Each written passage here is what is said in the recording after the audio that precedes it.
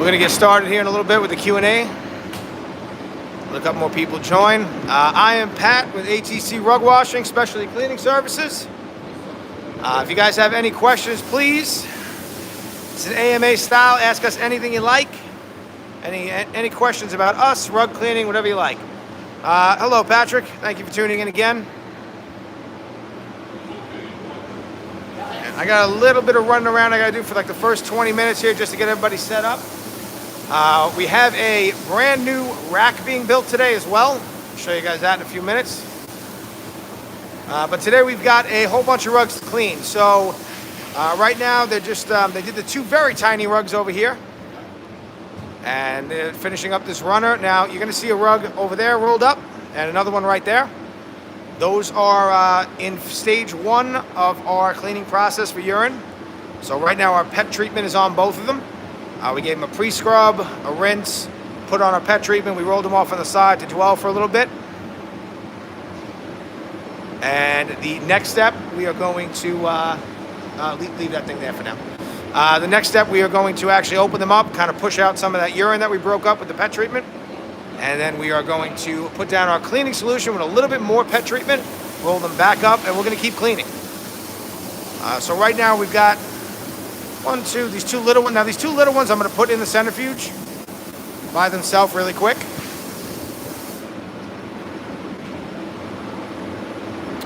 Yep, this rug is pretty dirty. Even the two little ones are actually pretty dirty. If you look by Joe's feet right now, you can see a little bit of dirt still on the wash floor there. And today we have Joe here. Wave for the camera, Joe. We have Anthony. We have Juan in the background. And we have Jason here as well, but he's helping to build the new rack. And also, as always, on a Thursday, we have Jamie, who does all of our filming for our shorts and long videos.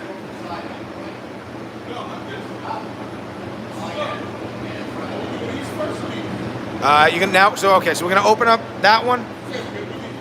Yes. Get that stuff sitting on there. Roll it back up. Yep. All right. Now these two rugs, these two matching rugs, are absolutely drenched in pet urine. Our customers had the rugs for a couple years, but the dogs said he's had the dogs for 2 years, and they're making a real mess in his house. So we're happy to help him. Yep, I would do that one first.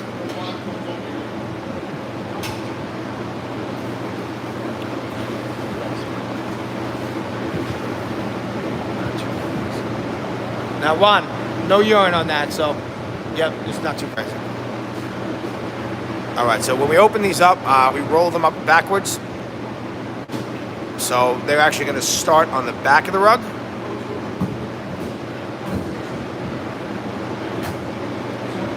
But when we get to the front of the rug, you're going to see how much urine is actually in this.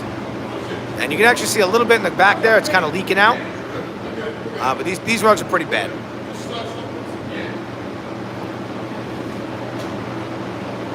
All right, so like I said, they're going to put on the back and the front. They're going to put. They're actually going to start cleaning the rug, put on our pet treatment, and then we're going to go to that rug there.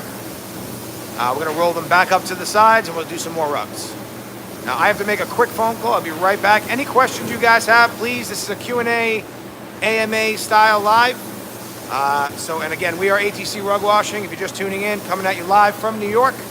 We are on Long Island. It is a beautiful, beautiful day on Long Island. You can see it in our windows here. And what Joe's doing now, he's putting a little bit of water under the rug. And let's see how much starts to come out.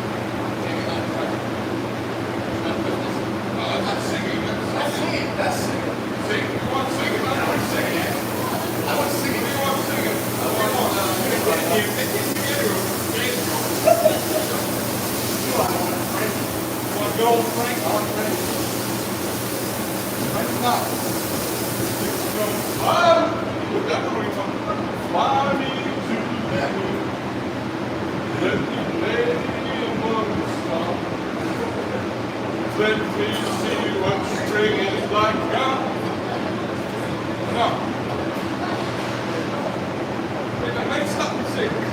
All right, everybody, I'm back. Sorry about that. Just had to do a couple of morning things.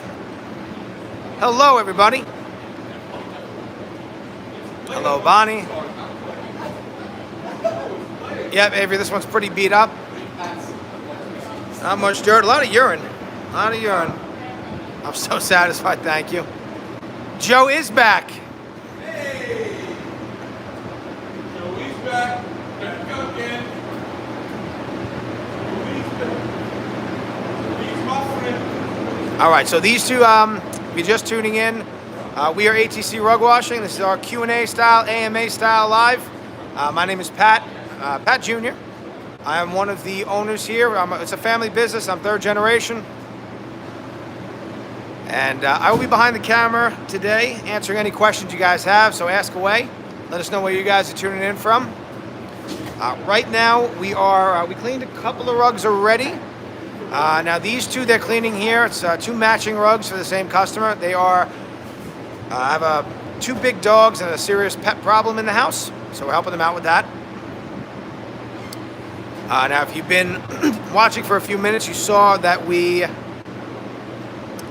both these rugs, when we started the video, they were already soaking in our pet treatment. What we're doing now is we opened them both up and we took out that pet treatment and any urine we broke up. And now we are introducing another type of pet treatment that actually has a cleaning solution as well. So now in this stage, we're actually cleaning the rugs. We rolled up one, we're letting that work. And then we're gonna clean this one, roll it back up, let it work. Hello, Scarlett, thank you for watching.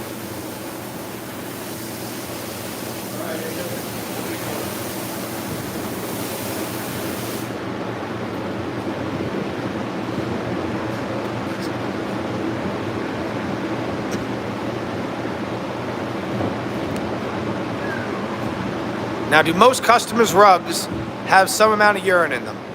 It's a pretty even mix, and it kind of comes in waves. So, I would say most of the time, every week there's definitely a lot of rugs that come in with urine. And then some weeks it seems like it's nothing but urine rugs, and then other weeks we don't get any.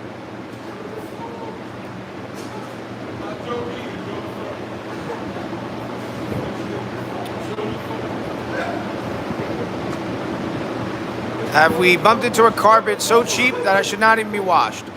So a lot of people, depends on the rug. If you really like your rug and you can't find a replacement, sometimes the rug fits the room so well that our customers just want to get it clean. They don't want to have to try to replace it. But in general, if it's a really, really cheap rug and there's no pet issues, then we do offer a couple of other methods of cleaning that might be a better fit for the rug anyway. Sometimes this washing process can be a little bit overkill for really thin rugs. Sometimes just certain rugs it just doesn't make as much sense for. It doesn't have to be done. But obviously the most thorough cleaning that we can provide is to actually wash them. And yes, exactly. Some rugs really tie the room together, and if you bought your rug a couple years ago, you might have a really hard time finding a replacement.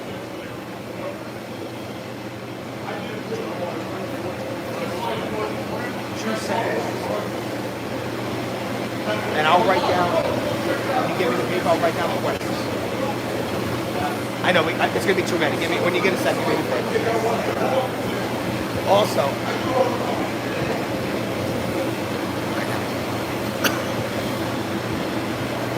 rugs absolutely can be sentimental.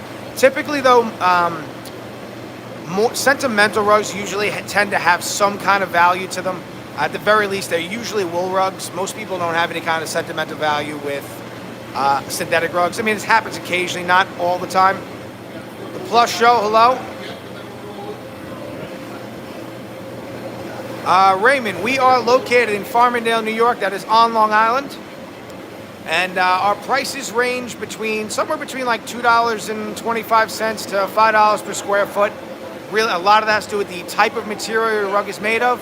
and really what's going on with it. Anytime that we do rugs that have a lot of odor issues, and the two biggest rugs we get with odor issues are urine, and we actually do quite a bit of work for rugs that have restoration work for rugs that have been in floods and fire.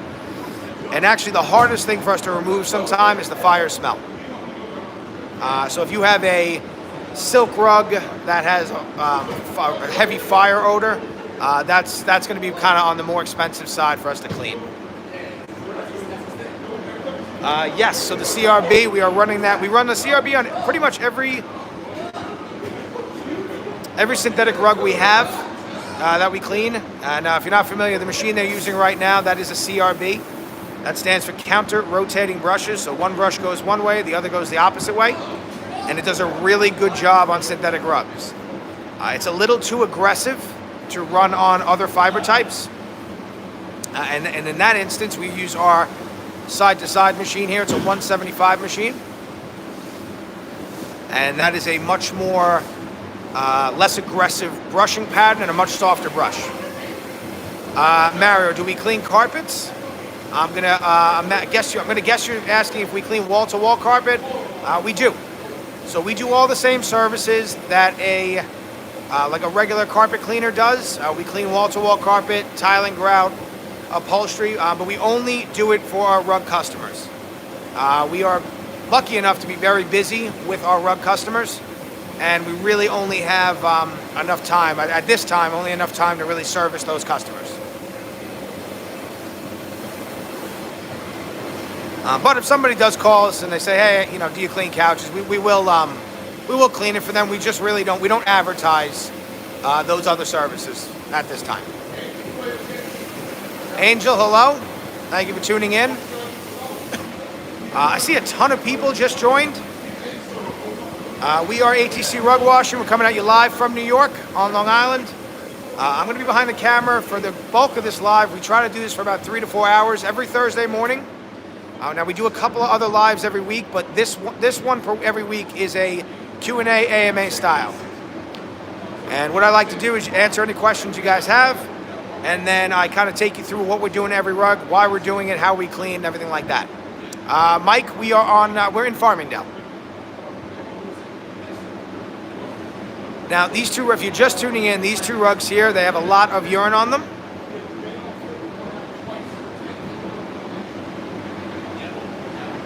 And this is kind of the stage 2 of the cleaning process. So if you tuned into us from the beginning, you would have saw these rugs were already rolled up. They were soaking in our pet treatment. We open them up. We rinse all that out to try to get as much of that urine out. And now we have another type of pet treatment with a cleaning solution. So we're going to let that dwell for about at least 15 minutes. It could go a little longer because we're going to be doing some other rugs in between. Now, if you've never seen our channel before, it's a little bit different than a lot of the other rug cleaning channels on YouTube. We only clean rugs for actual customers, and we're showing you guys what a actual rug shop looks like. We do not make rugs dirty on purpose. I know there's definitely people like watching that. The super satisfying, super dirty on purpose, mud-covered rugs. But in our shop, we actually clean rugs for real customers.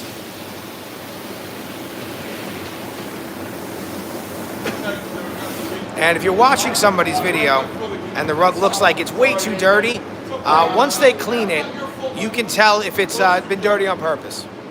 Now, Joe, those two, no urine. We're going to mix it in, and then we'll finish these two, yep, and then we'll go to the next ones. Yeah, exactly.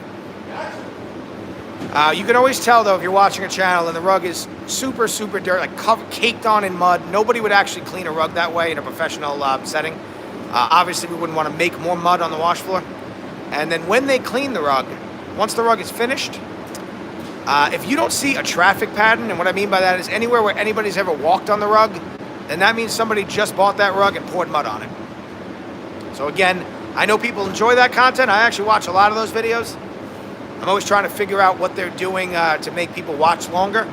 I notice a huge trend now is to have they put like a dye into the cleaning products. Pretty creative actually to make content. But again, we're here in New York. This is a Q&A style. Any questions you guys have, ask away. I will answer every question. What do I think of Noreen Seabrook custom rugs out of New York? So they're fine. I mean, a lot of the custom rugs that you find in these places, in these high-end places, they're not really made well. The best rugs on earth that you can buy are handmade wool rugs. They will last the longest. A lot of custom places are making really nice looking synthetic rugs. Those last a very long time, but you tend to pay way more than what they're worth. They make a lot of viscose rugs. Viscose is a terrible material to have in your house.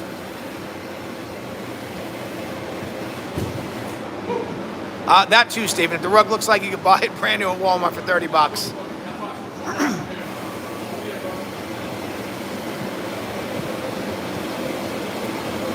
How do we get you guys to come to Kentucky? Right now, we're just trying to handle New York, but I hope one day we can be nationwide. That'd be awesome.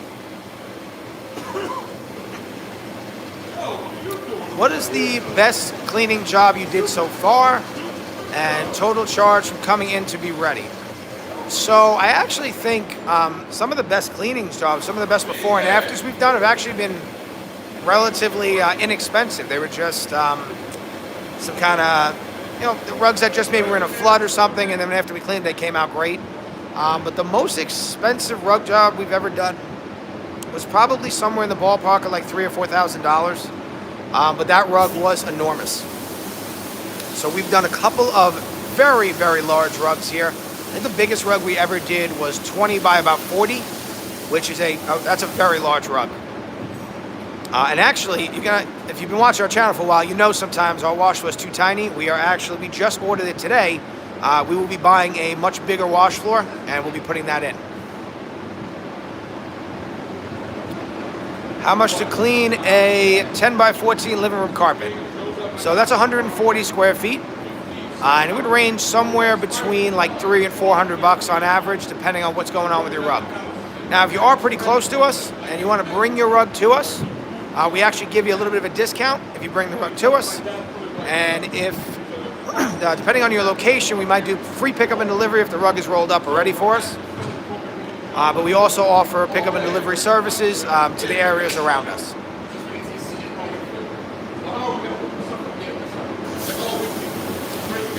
Do we wash jute rugs? Yes, we wash jute rugs. We wash actually every type of rug. And the only rug I don't like washing is mercerized cotton.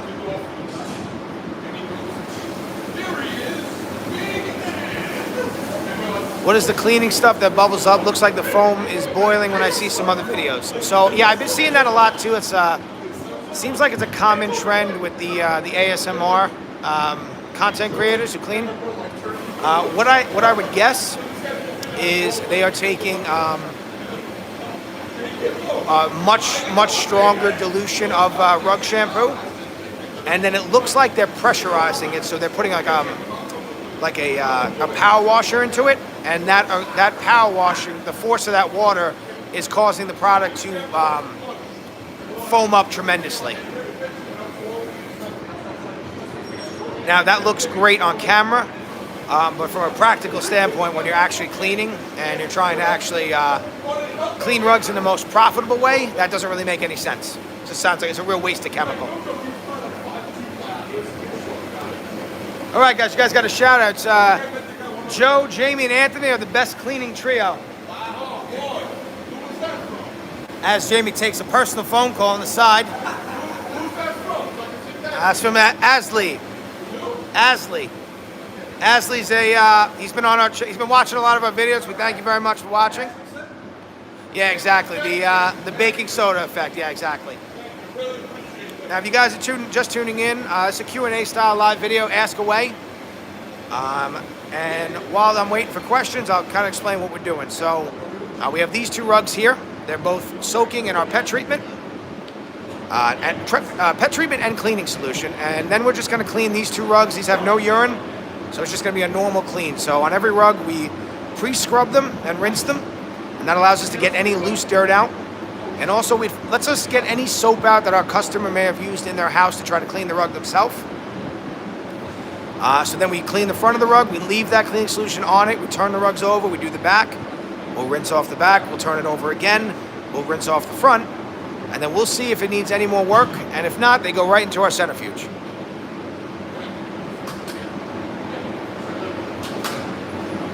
And we are going to be cleaning a bunch of rugs today. So far I think we've cleaned 2 or 3 rugs. We're going to be doing these 2 that are on the floor now. They're almost, believe it or not, they're almost done already. And then we're going to clean these 2. And then we got a couple of very big rugs we're going to be cleaning today, as well as a whole bunch of other small ones.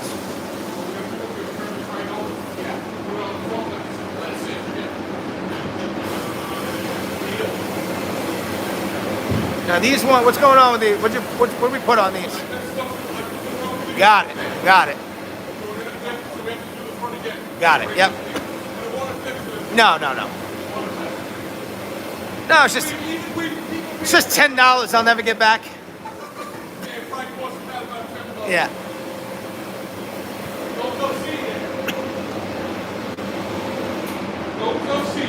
And we have a pretty exciting day in the shop today. We are getting a brand new drying rack, a much bigger drying rack than one we have. And we just placed an order for a custom brand new wash floor. So it'll be much bigger, and hopefully I can figure out a way to make take a better angle of the rugs when we clean them.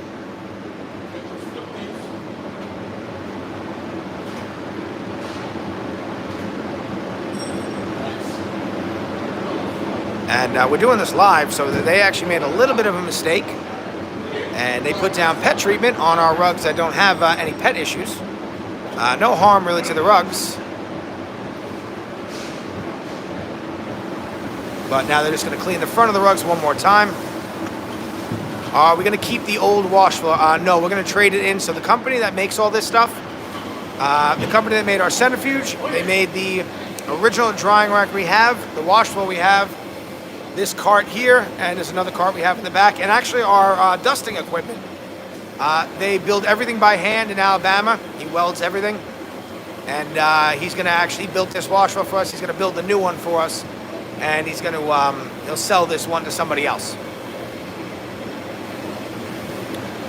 And the name of that company, that is Orbitech. They're out of Alabama.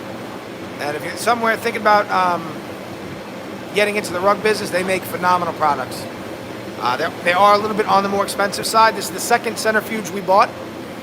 The first one we had was okay. It just wasn't built heavy enough for the amount of volume we do. And it was actually becoming a little bit dangerous, so we had to get rid of that one, and now we got this one.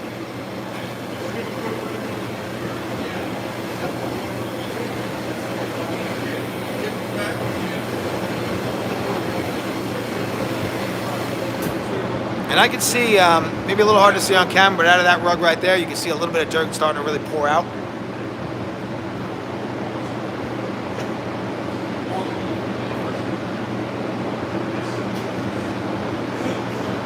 And I see a lot of people jumping in and out. We are ATC Rug Washing, coming at you live from New York. We are on Long Island. It's a beautiful, beautiful sunny day here.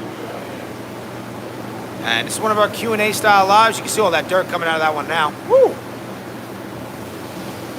So if you have any questions about rug cleaning or anything in general, just ask away. How long does it take to clean a rug? So that really depends on what's going on with the rug and the type of rug. But in general, it takes about 15 to 25 minutes to clean a rug if there's no odor issue. And if there's an odor issue, it takes a bit longer. It could take up to about 45 minutes, sometimes an hour. Now these rugs here, they're going to take a little bit longer, only because we're allowing them to take longer. We're letting them sit to the side. But if we were just going to do those rugs flat and they had urine, each one of those stages, we want that chemistry to sit for about 10 minutes. So it's 2 different dwelling stages, and then we actually have to clean the rug. So about 40 minutes or so if we're doing a rug flat that has urine.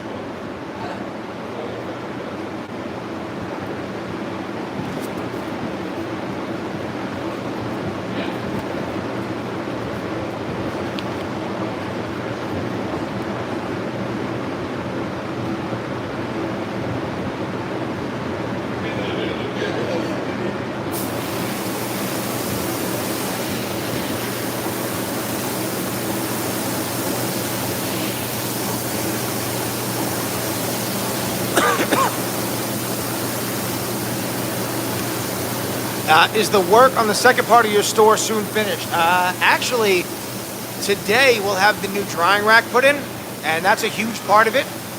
I'll show you guys that in a little bit. And then actually we're gonna move, once we get the new wash floor, the drying rack we have here right now, we are actually gonna move that to that side as well. And then we're going to, you can see the hole there to the other side. We're actually gonna put up like a type of plastic curtain, and we are going to climate control that side.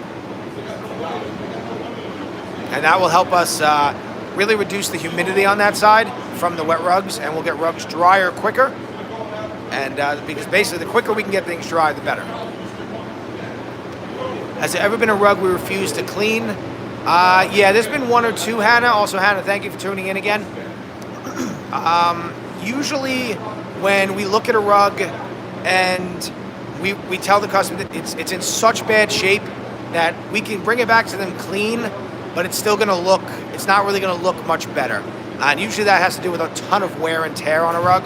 Now, we have a couple of videos where we cleaned a couple of rugs. One in particular that was just a family heirloom, and somebody they left it outside and it got soaking wet and had a bunch of holes in it. We were able to really make that rug just look a lot better for them, and we did a lot of work to kind of just make it so they could put it back on the floor and still enjoy it.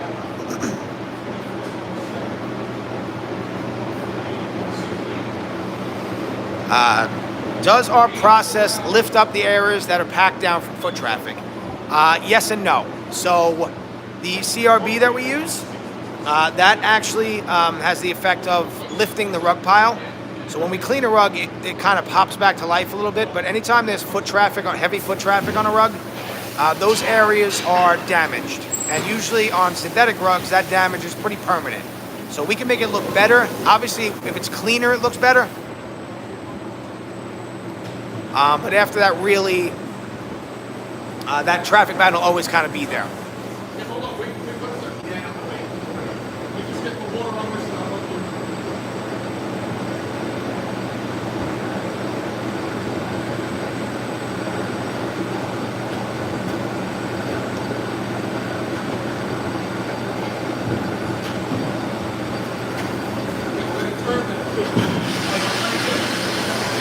Hi, Furry. I hear some noise in the distance. That is a new rack being built. Do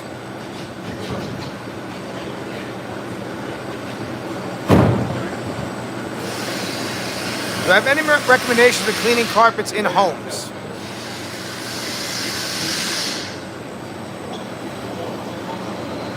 You can definitely, depending on the type of rug you have, you can definitely kind of spot treat it at home. If you don't have any pets, something like a rug doctor would work pretty well, as long as you do it often enough before the rug gets too dirty. That's definitely a good way to kind of clean in between. The only thing is you don't want to run it too long. You don't want to leave your carpet too wet in your house, because you'll have a very hard time drying it. I gotta take a phone call really quick, guys. Ask any other questions you have, and I'll be right back.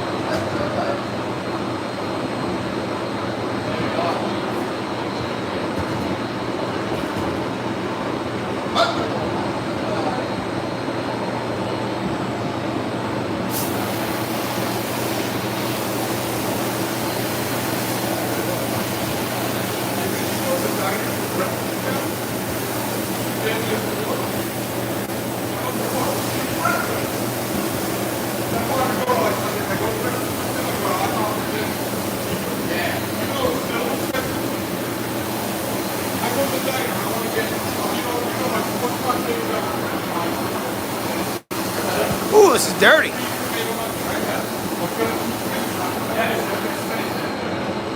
So if I was cleaning, we're going to make a video on this really soon, Deb. We're going to make a couple of Rug Doctor videos. And we're going to kind of test to see how well they work, how much dirt they leave behind, and maybe some best practices. In general, I would figure out a way to lightly spray the carpet with the cleaning solution. I would not be running that machine with the cleaning solution in it. You're going to be putting too much of the cleaning solution down.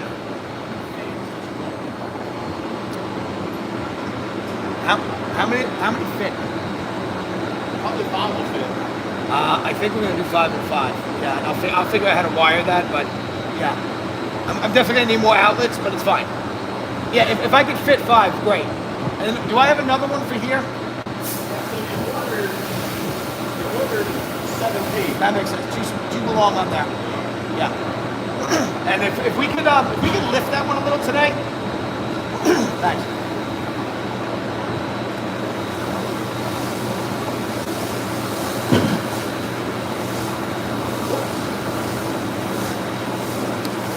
You have no pests. The hot traffic air stains look like maybe coffee or drink drops.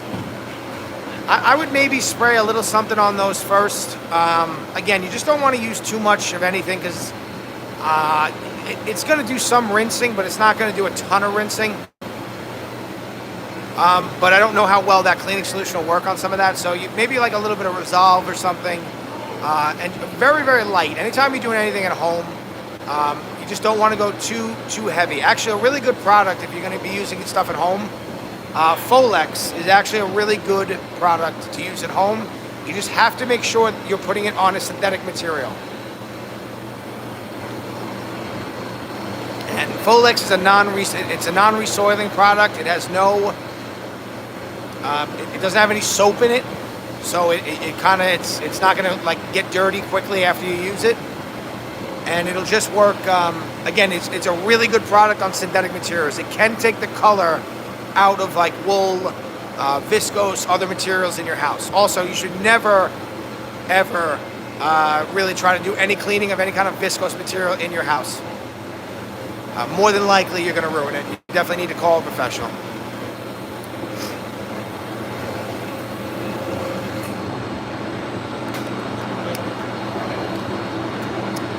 How do I recognize each customer's carpets? Well, at this point in my career, I pretty much can look at a carpet from across the room and tell you what it's made of. But in general, if any of our employees aren't sure, the best way for us to actually tell, there's 2 ways. You can use chemical. They make a few types of chemistry where you take a little tiny piece of the rug, you take like one tiny tuft out of the rug. And if it melts, you put the chemistry on it, the chemical on it, and if it melts or has a certain type of reaction, it tells you what the carpet is made of. Or the tried and true method, the old school method, one I still use, is you do the same thing. You take a tiny piece of the rug, or you pull like one little tuft out of the rug, or you find like a loose fiber and you yank it out, and then you actually do a burn test. So you put it in a pair of pliers, you light it on fire, and depending on how it reacts to the fire, it tells you exactly what the rug is made of. So, if it melts like plastic, if it burns immediately and melts down to like a hard black kind of melted plastic, that's a synthetic rug. If it self-extinguishes itself, that is wool. So wool is actually fire retardant. That's why a lot of hotels, movie theaters, and casinos use wool carpeting. It will actually extinguish itself. You cannot light wool on fire. So if you try to light a piece of wool on fire, it will immediately self-extinguish itself. It's actually amazing. So when we do that burn test to figure out what a rug is made of, and we see that, we know that the rug is made out of wool. And then for other materials, if you burn a silk fiber, it will smell like burnt hair. Actually, it'll smell like burnt protein, almost like, burnt wool smells like burnt hair. If you light a silk material, it will smell like protein, almost like burning animal. Like if you burn food too much, like if you burn a piece of meat too much, silk smells like that. And then if you burn something and it almost smells like you burned a piece of paper, then we know it's another type of rug. It's either a cotton rug or a jute rug or something like that.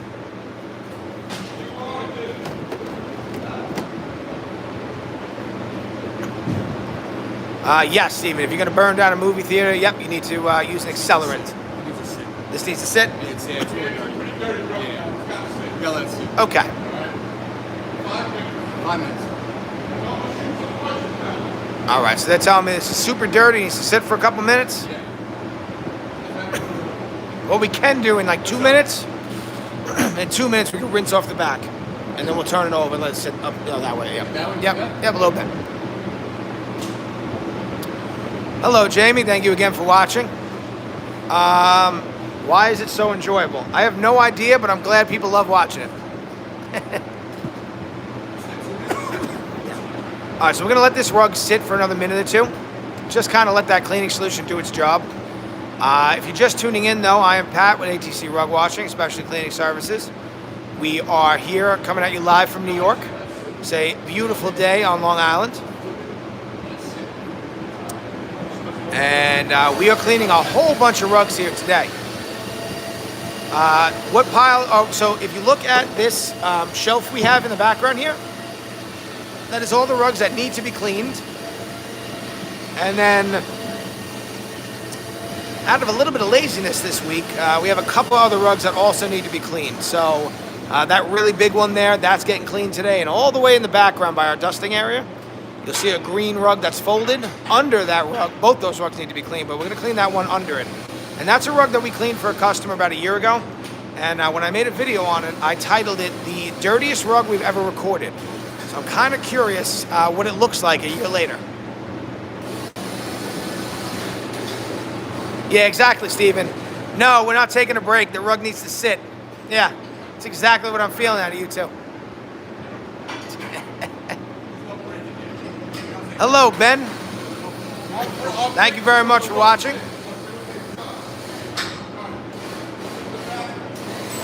All right, so we're going to get back to this one. Once we're finished with this one, we're going to go back to the matching one. And then we're going to start the next round of rugs that we're going to be cleaning for you.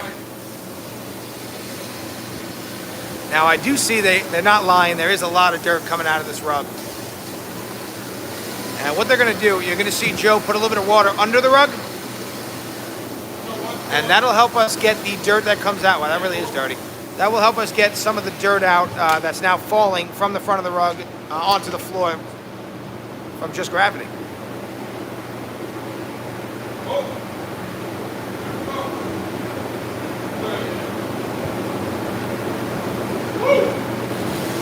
Woo! There he is. There it is. Juan in the background with the woo. Get it, Juan. That's it, Juan. Jamie, give me a woo. What an unenthusiastic boo! There it is. What an unenthusiastic woo. It's too early. It's 10:30 in the morning. Never too early for rug cleaning. All right, so let's see what we get out of it. Ooh. Very dirty.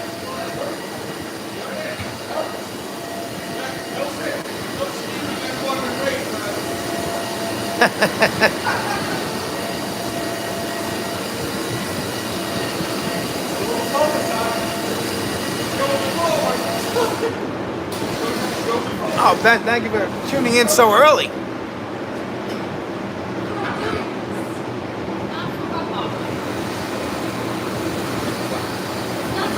Hold on. What? It's not too early for rug washing. It's too early for yelling woo? Nonsense. It's never too early for woos. What has been the weirdest reason people have said for a really filthy rug? Nothing usually too crazy. I have had my suspicions though that sometimes the urine's not pet urine. I'm only kidding. No, I really nobody's ever come in here with anything super crazy. For the most part, it's kind of just people living on them, you know.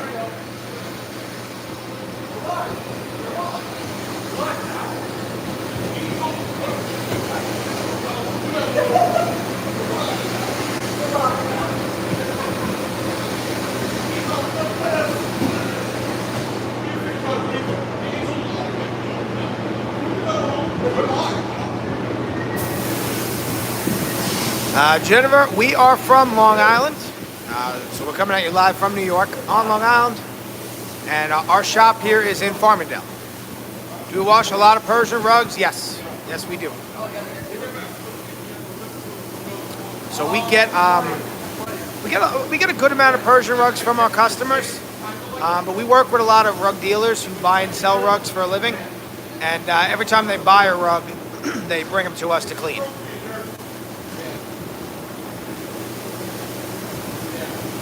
And then if they sell a rug relatively locally, they will then offer cleaning services kind of through us for their customers. I'm thinking we wet this one more time, maybe run the brush. Yeah, get some of the, yep. Yeah, these ones are pretty dirty. Now this is the first time our customers had these rugs cleaned. They're about 7 years old, and they've had I think either 1 or 2 dogs for the last 2 years. So they are definitely in need of a good cleaning.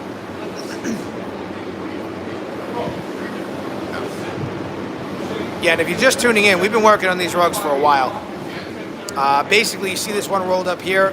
They were rolled up twice, 2 separate instances with different cleaning solutions put on them. And then they were actually cleaned again. So this one's almost towards the end. Yeah, I think so.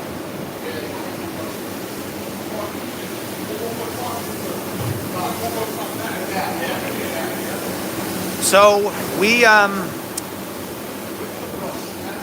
had this warehouse space. So I'll give you a little background about us. We're a family business, a 3rd generation company. My name is Pat. I'm one of the owners here. And predominantly our main business is actually not this. It's office cleaning. And during COVID, we realized less and less people were getting into that. We're going to offices. So we figured out, we said we better figure out a way to get in their houses. And we decided to get into rug cleaning. We took it really seriously last year. And now this is kind of like our second real year in this. And we took over the place next door. But we did not get to build this place out. We've been piecing it together since day one. And that actually has, it's actually caused us a couple of problems. Every couple of months we kind of have to rechange everything because it's a good thing, but we are expanding much quicker than we thought. So actually this wash floor we have now was built for us by a company that's actually here today. He's building another drying rack for us. And we just ordered a new one. We're actually going to be expanding the size of the wash floor, almost doubling it a little bit. We're actually going to go about 3 or 4 feet wider this way, and then the area I'm standing on right now, this is all going to become our wash floor. Yeah, and that will allow us to clean 2 rugs at 2 different crews cleaning rugs at the same time. But it seems like every couple of months we find a new bottleneck that we have to fix.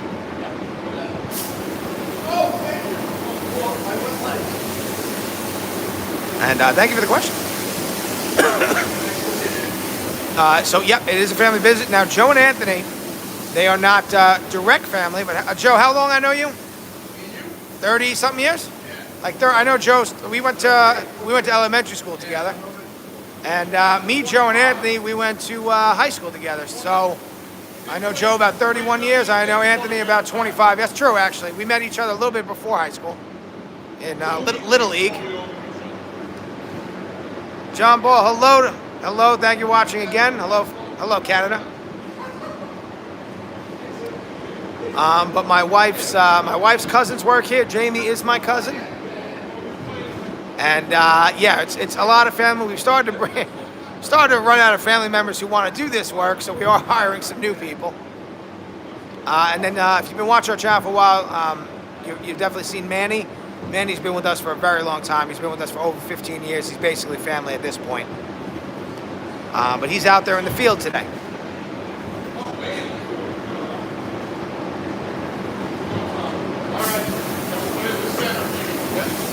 All right, so now this one here is pretty much at the end of the cleaning process.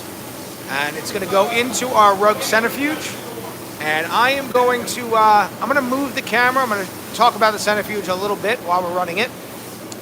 And then I'll be able to show you guys what's going on the other side of our shop today. John from Canada, Jamie, wants to be your assistant. Nice. David.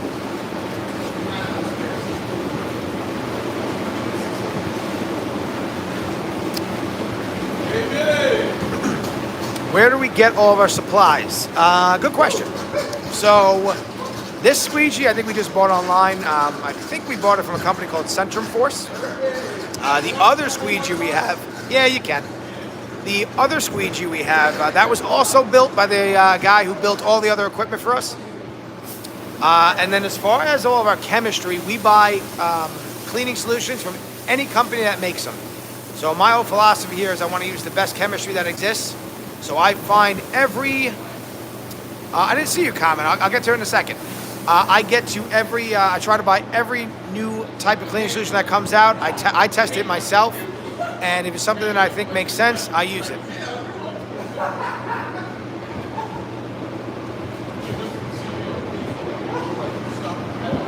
Your average green screen kit, I don't see your comment. How far up is it? But face reveal, my face is on camera all the time.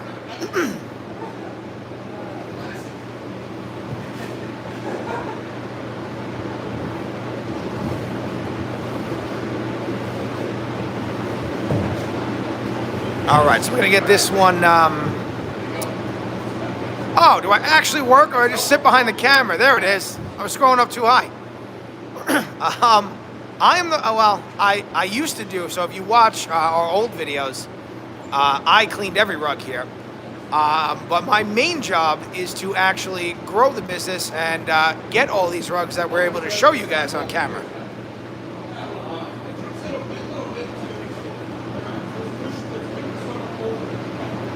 All right, so I'm gonna move the camera. Bear with me 1 second, everybody. Wow.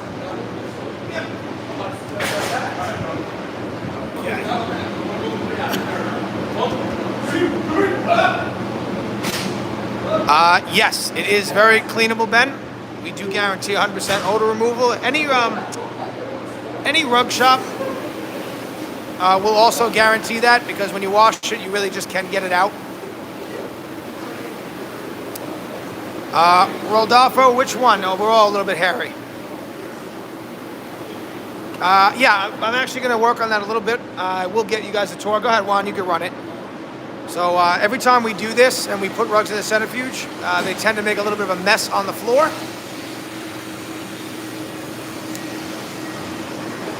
So we have to clean that up intermittently. Everybody, this is Scott. Say hello, Scott. Scott made all of the equipment you see in our videos.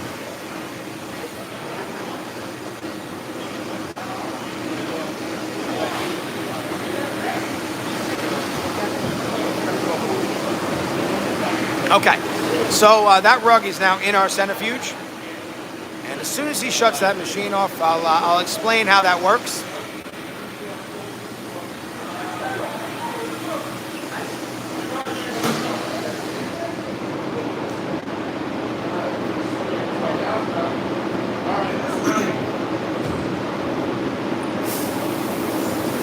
Okay, so this is our rug centrifuge. Now the way this machine works, the rugs go into it rolled up, and then what we're trying to do when we first turn the machine on is we want that rug to actually open up in the machine and stick to the walls of the centrifuge. Now this machine has two tubes in it. It's the tube that you see on the outside and a tube on the inside. The tube on the inside has holes in it. So once the rug actually catches and opens up, we are then able to pump fresh water through the rug to actually further rinse the rug.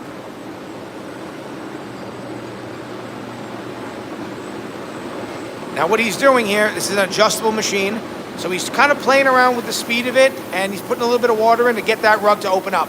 Now as soon as the rug opens up, we can tell because water starts to come out of the tube. And that looks like that. So, on the wash floor, that water was starting to look a little bit clearer, and now look how much more we're actually able to get out of this rug. Now what we do with the centrifuge is we actually run fresh water through the rug, we shut the water, we kind of push all that water out, and we do that 3, 4, sometimes 5 times until that water is running clear. And then we know we've gotten everything out of the rug. So I'm gonna let him do that. And then once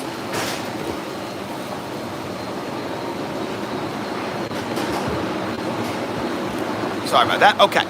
So then once the water's running clear, we shut the water and we let this rug spin for about 3 minutes. And during that 3 minutes, a rug like this, this type of synthetic rug, will get about 95%, 97% dry.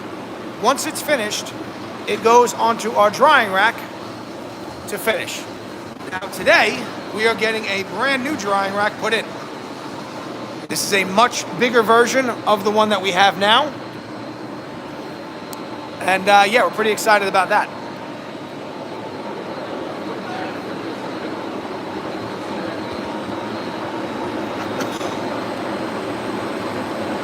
How old is our business? So our main business, we've been in business since 1978. And again, I'm third generation. But as far as the rug cleaning part of our business, we just started this during COVID, and we took it very seriously last year. I like to say that last year, so our 2023 season was our first real year, and we had like a year 0 the year before that. But basically late 21, we kind of started messing around with the idea of doing this. We bought a wash floor, we had a different centrifuge. We really didn't have all this stuff built out. And then last year we made a ton of changes and we really started picking up rugs. Geneva, yeah. Every rug that we, even clean ones we pick up from our customers, they're always dirty. The centrifuge is the best invention, yes. It's the only, if we didn't have our centrifuge, we would not be able to clean rugs at scale. And it would cost a fortune in labor, and our customers, it would cost them a fortune to clean them. Now, if you're just tuning in, we have matching rugs for the same customer. We're towards the end on this one here. The other one is in our centrifuge right now.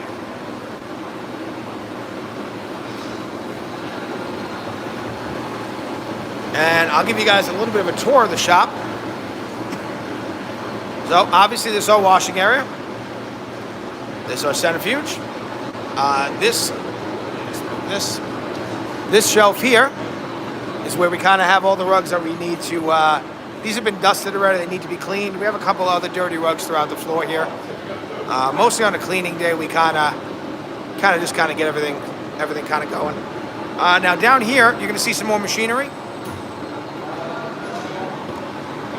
This is our dusting area. So we have 3 different ways that we dust rugs. The first one being a tumbler duster. So we can put a couple of rugs in there at one time. It rotates this way very slowly, then it goes the other way very slowly, about in minute intervals. And that allows the big stuff to fall down, and then that vacuum system there pulls out all the small dust. If the rug can't handle that, then we use our rug badger. And that machine, we put, it's a little hard to see right now, but there's some grates over there. We open up the grates, we put the rug upside down, and then that machine gently beats the back of the rug and allows all the dust to fall through. And then the last way, if these 2 methods can't be used, we use compressed air, and we actually will run this attachment over there and blow that compressed air through the front of the rug, and that dust will kind of just fly out of the rug and we blow it out the door.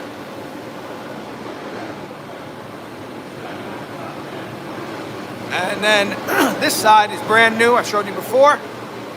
This is our new rack being built. We do a couple of things over here, and then we have our offices.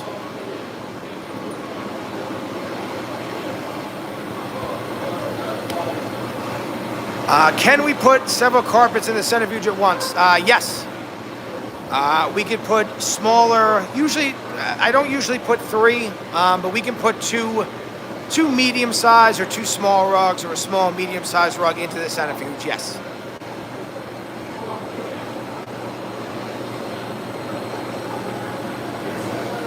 Now, if you guys are just tuning in, we are ATC Rug Washing. We're coming at you live from New York on Long Island.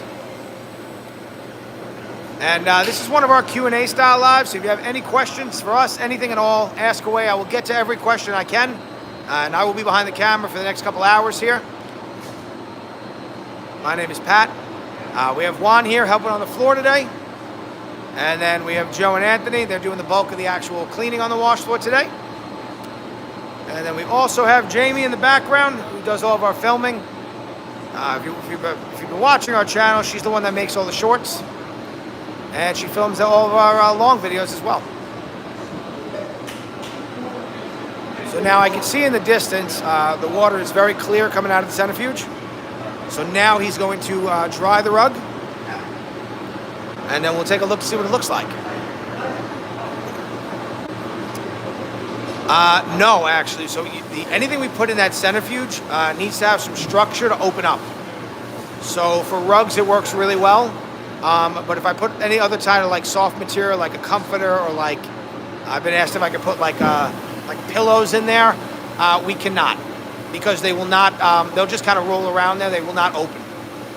Anthony doesn't sing.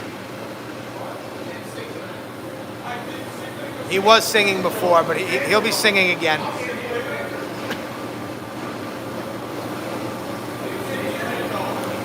He's got stage fright, Joe? Stage fright, wow.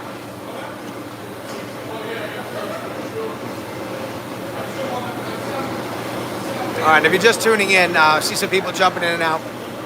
We're in the middle of cleaning rugs all day. So far, we cleaned a whole bunch of these on the drying rack. We have 2 matching rugs that we're cleaning right now. This one's almost done. It's in the last stage of the cleaning process. Both of these had a tremendous amount of dirt and urine on them. And the matching rug that goes with this one is now in our centrifuge, and it's almost finished. Probably needs about another minute in the centrifuge. We'll take it out. We'll kind of give it a look.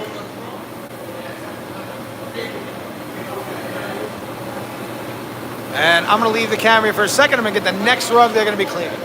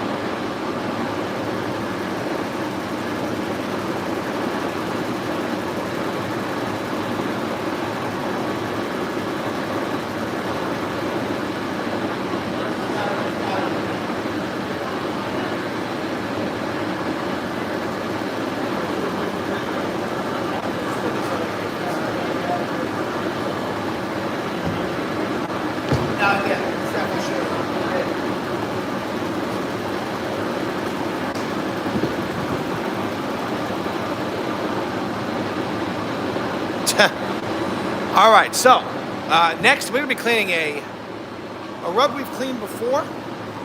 It's actually a video I use for first-time viewers on our channel. This is the video they see. It's a pretty large rug, and when we cleaned it the first time, sorry about that. When we cleaned it the first time, I called the video the dirtiest rug we ever recorded. We cleaned that rug about a year ago. And I'm kind of curious to see how much dirt, how dirty it is now, a year later. All right, let's see. We got Jesus.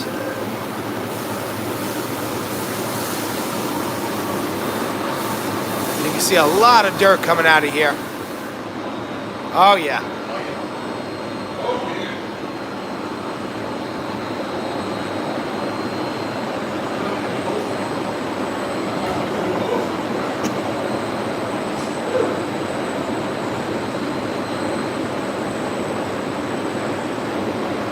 All right, I'm gonna put myself back in the other position.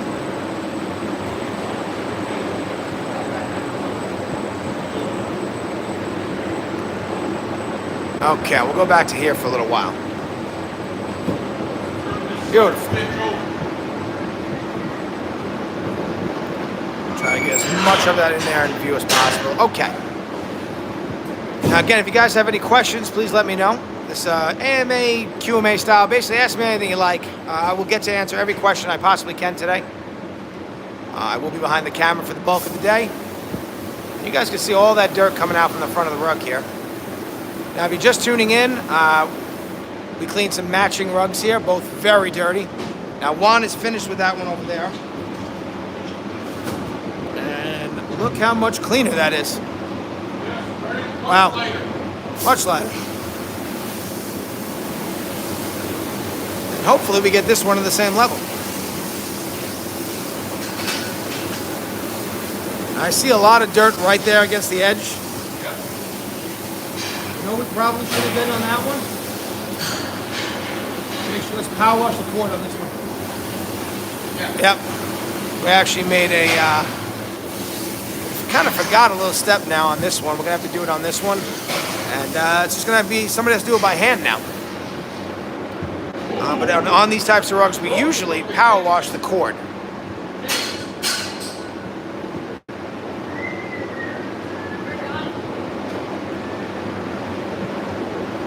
Do we have a reclaim system for our water? At this time, we do not. Again, we've only been doing this for, this is really our second real year of doing this. We are looking into some of that, but it's just a project that we can't take on right at this time, but it is something we do want to look into.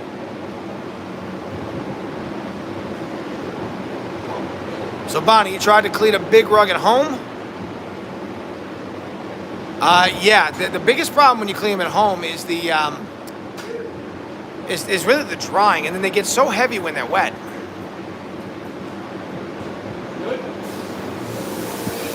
Power washer does help a lot, especially on these cords here. So on these synthetic rugs, even on the wash floor, no matter what we do, and yeah, man.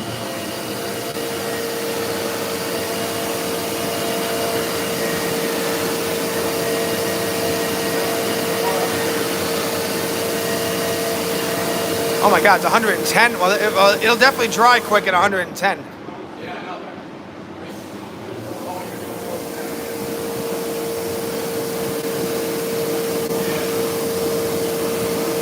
All right, so what we're doing here, we're power washing the cord, the side cord, which on every synthetic rug, typically there's a cord around the rug. Now the reason that cord is there is they actually make these rugs in very large sheets, and then they cut them in the factory when they make them. So this cord, though, tends to get very dirty, and our entire washing process you've seen so far, nothing actually gets that clean. The only way to really clean it is to actually power wash it.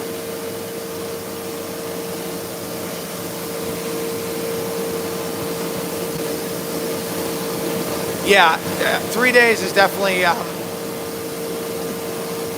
3 days is a long time at 100-something degrees for it to dry. The main thing too, if you can kind of push as much of the water out at home, it'll help a lot. Like if you use something like the squeegee we use or something like that. Oh, thank you, Bonnie.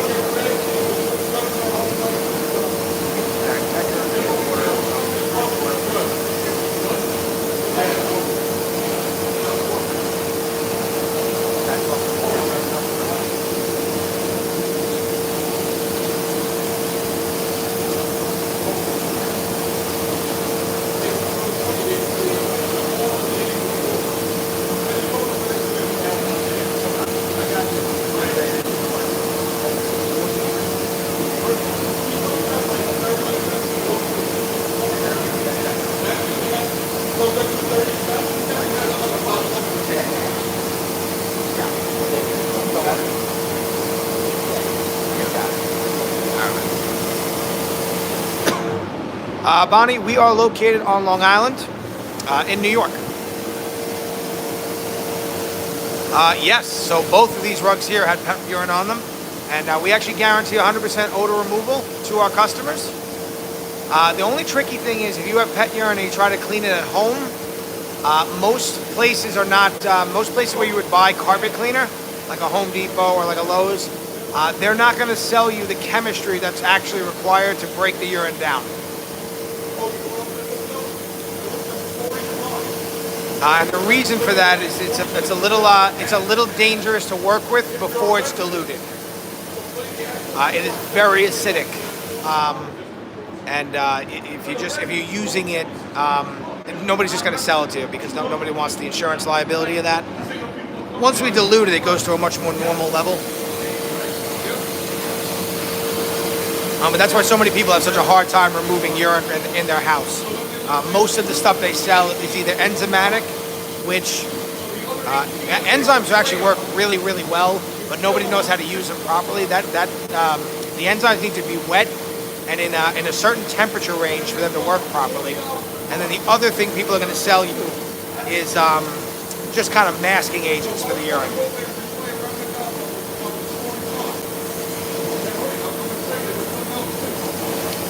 I'm not overly familiar, Bonnie, with Kills, that product in particular.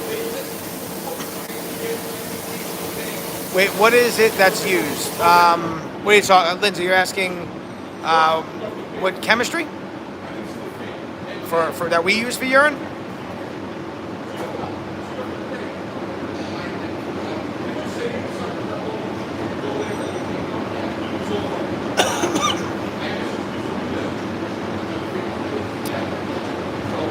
Yeah, well, the only thing with the pets is for a lot of people, the pets have a very hard time. Walking on floors. So, like, I have dogs in my house, and if I don't have rugs down, they don't really have anywhere to go. They'll kind of get trapped in every room.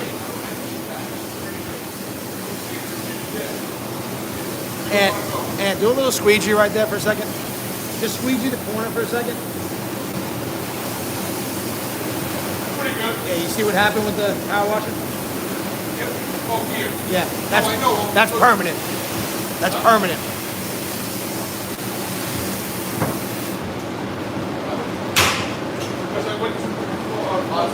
It's actually a good lesson. That's permanent.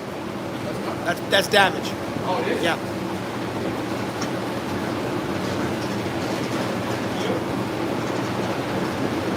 Lindsay, so it's really not so much, there's a million different versions of it, but usually a lot of the cleaning solutions that are required to remove urine are either super acidic, very acidic, like if you touch them barehanded, it'll burn your hand. Now when you dilute them, the pH changes, but they all come in concentrate. And then well, it's not really damage, I can actually fix it, Stephen, but see in the corner right there, it looks a little lighter. They kind of crush those fibers over. So now I got to fix those by hand. Now, if that was a wool rug or another type of rug, it would be permanent. This is how you learn. The other thing that removes urine really well, Lindsay, is oxygenated products. They're also very green, but for the same reason, if you touch them, they will absolutely burn your fingers. So nobody is going to sell super high-strength hydrogen peroxide, usually in a retail kind of setting. But yeah. The other problem too, Lindsay, is you need to use these products correctly with enough water. You would not want to use these as a spot in your house. Yeah, you're fixing it. It's working. I have to do a little bit with a brush later. Vinegar will work because it's the same idea. It's something acidic. It's the right direction. It's just not the ideal chemistry. But vinegar is the right direction to remove urine. Now, if you're worried about the staining, though, if you have a wool rug and you put vinegar on it, you will remove that urine. That actually it's the right direction for cleaning. But unfortunately, vinegar has a tendency, and any kind of acid has a tendency to permanently lock in stains.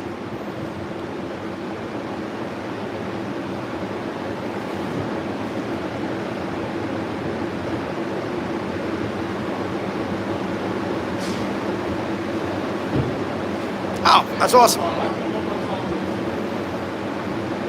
So there's a bunch of chemistry. So the companies that make them, every company kind of makes them. If you really just start looking around at cleaning products meant for carpet cleaners, you kind of get an idea what they're made of. But again, super acidic and usually very, very oxygenated products. The other thing that we use, a lot of non-buffered products, especially on wool rugs, because you can't use a lot of oxygen on wool rugs, because it will take the color out. So for those, we have to use a lot of non-buffered, very high pH. But once they're working, they immediately drop.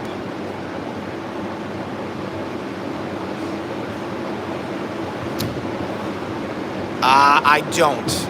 My chemistry knowledge is a little limited to more the principles.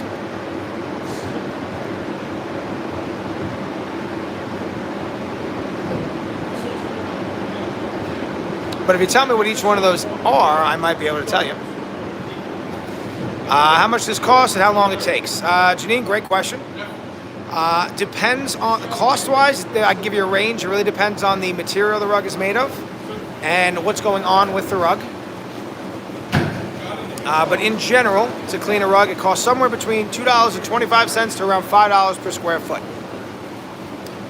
And then how long it takes really also depends on how we get the rug. So if you bring the rug to us, if one of our customers drops the rug off to us, we tend to prioritize those the quickest, and then we get them clean as quick as possible. The cleaning part itself, we really only, once a rug comes into our facility, it gets dusted usually a day or two after we receive it, and then it gets kind of washed on the next wash day.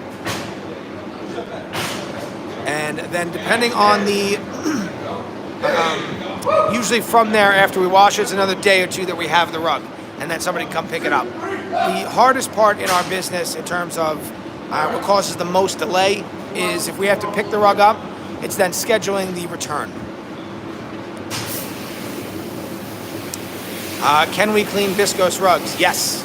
We clean a lot of viscose rugs on this channel, actually. I don't have any today. Kind of sad by that. I love cleaning viscose. Most carpet cleaners do not like viscose. It's extremely difficult to clean in your home. Almost impossible. It's definitely something you do not want to try to touch up or clean by yourself.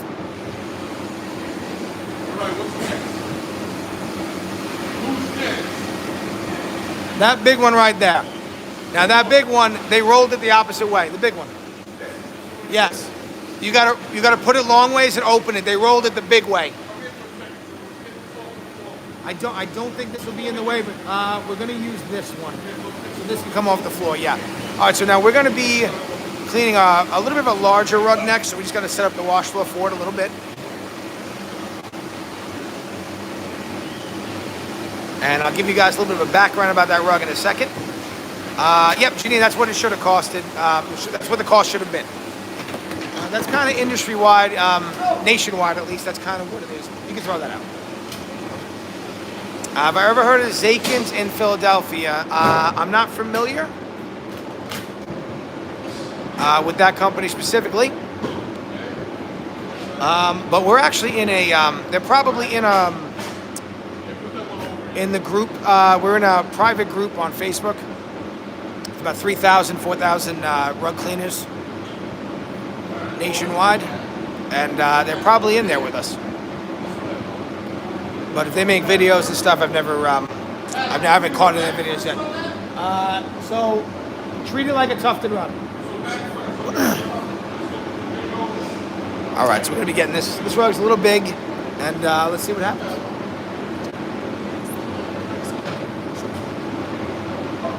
You gotta wait till I open it. Which ones? They're hanging.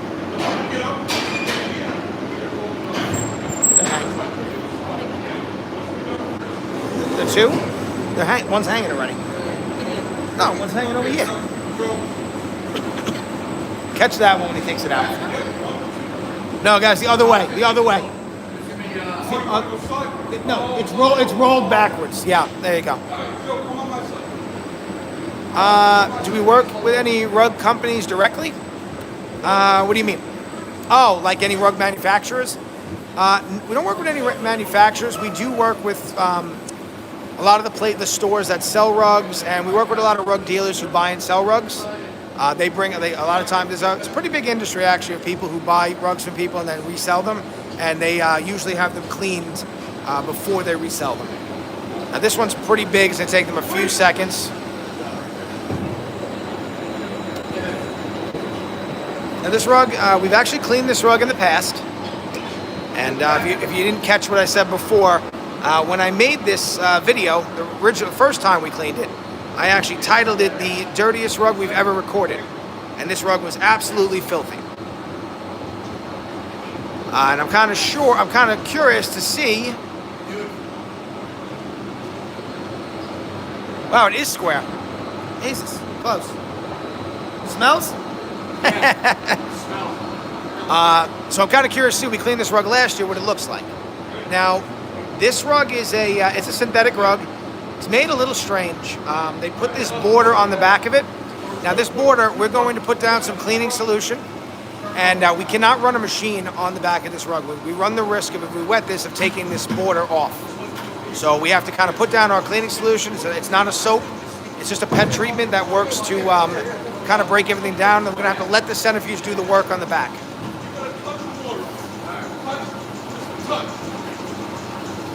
If it's possible, a client tells you they saw your YouTube videos, they get a discount. We don't really do any discounts for that. That's kind of how we primarily pick up most of our work. Actually, most of our work is the videos we put out on Facebook and Instagram. We get a ton of work that way.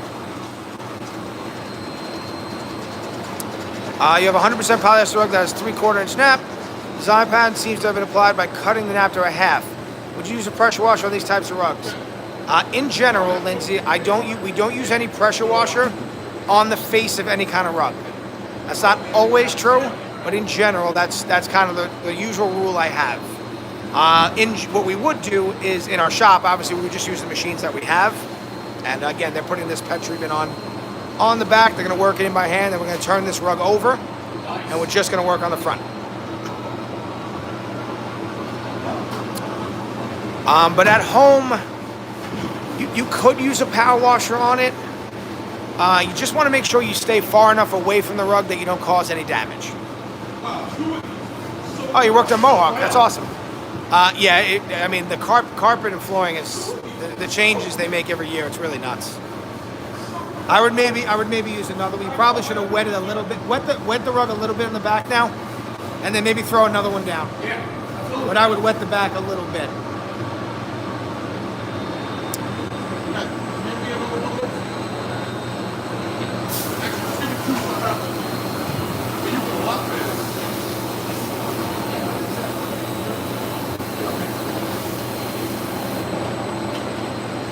No, maybe a little, Joe. Maybe a little more. Maybe a little bit. They have these type of shops in Indiana, but not like this. Thank you, Janine. Thank you. Is it important to know how the rug is made to clean it efficiently? Yes, absolutely. So, Rachel, we definitely want to know what the rug is made of. That's the first thing we want to know, because a lot of the cleaning solutions we use for one rug will not work on another rug, and a lot of them will cause damage on the wrong rug type. So that is a huge... I'll put another one of these down on the back here.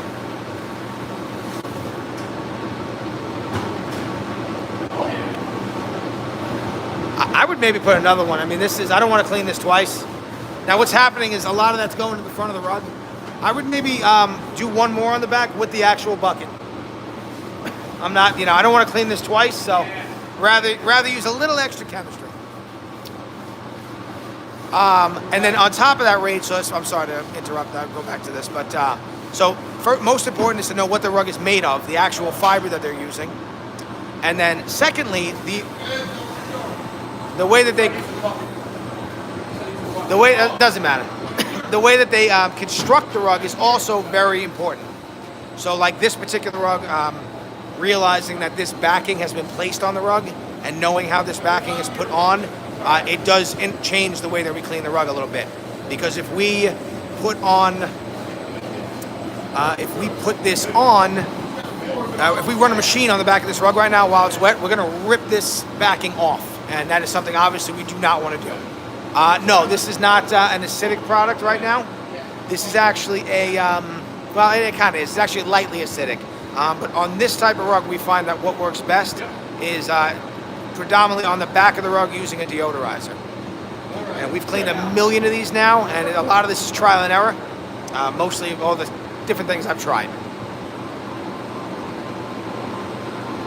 Am I making drugs? No. No.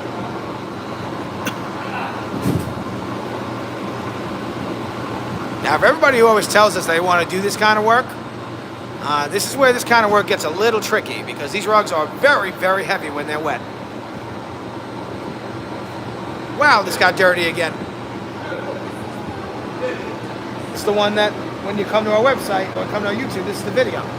Yeah, so anybody, if you like our channel and you want to see some interesting video, if you're a first-time viewer to our channel, I think it's either first-time viewer or recurring viewer, you will actually see the first video when we clean this rug the first time. Some parts of this, Lindsay, yes, they are. Some parts of this are labor-intensive, especially on the big rugs like this.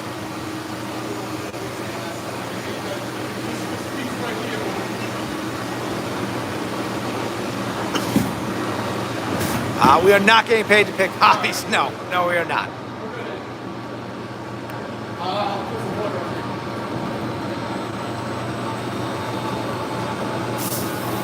I just saw another. Do we repair rugs? We do some minor types of repairs here in our shop, and for the some of the major ones we can outsource to a lot of the rug dealers that we work with, the people who buy and sell rugs. They do a much more extensive list of rug repairs.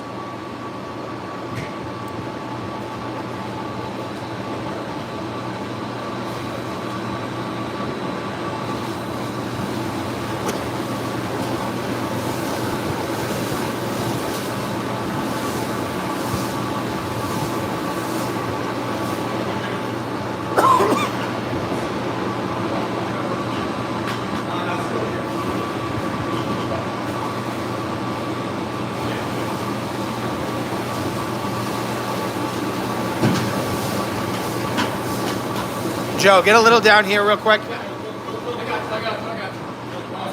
Perfect, okay.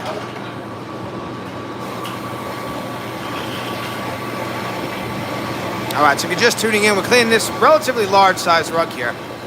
It's a good size rug, but our wash floor is a little too tiny for this. And we are actually in the process of getting a new wash floor, much bigger. And this rug has a tremendous, well, I don't actually know. We cleaned this rug a year ago, and it was one of the dirtiest rugs I've ever actually cleaned in my shop. And now we're getting it a year later, and I'm kind of curious myself on what it's going to look like. Now, I do see over here a little bit of that dirt and urine is starting to leak out of the rug already. That's a good sign. But this is why, for some people, we do recommend getting their rugs cleaned every year.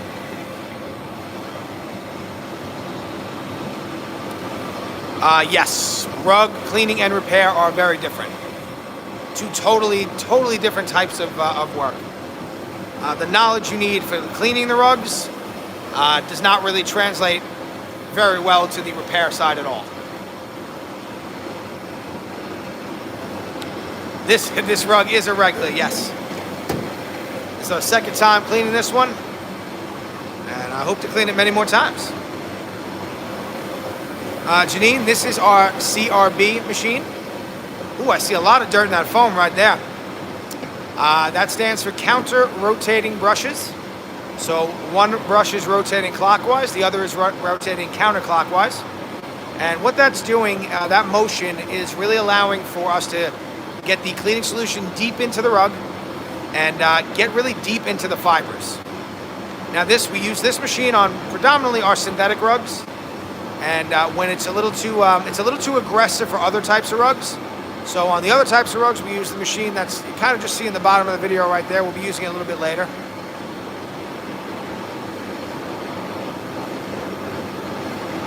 No, those are custom made. We put all the holes in the buckets by hand.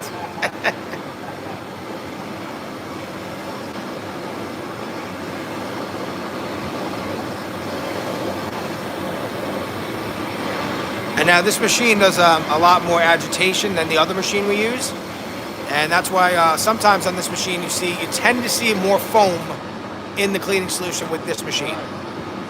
Now, you asked what was the Centrifuge? You can buy one. You can go online and look for a CRB carpet cleaning machine.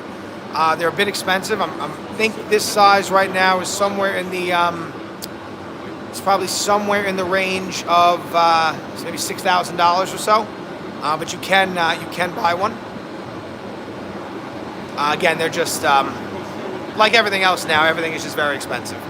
What we can do is we can actually take a pipe and roll this up a little bit, not all the way, just a little bit, and we'll do a small rug over there.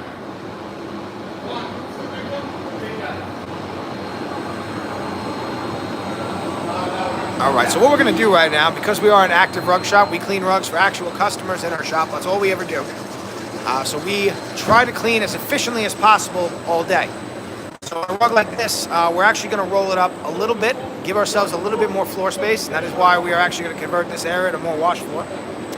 We're going to roll this up a couple of feet, and we're going to clean a small rug while this one is kind of hanging out working.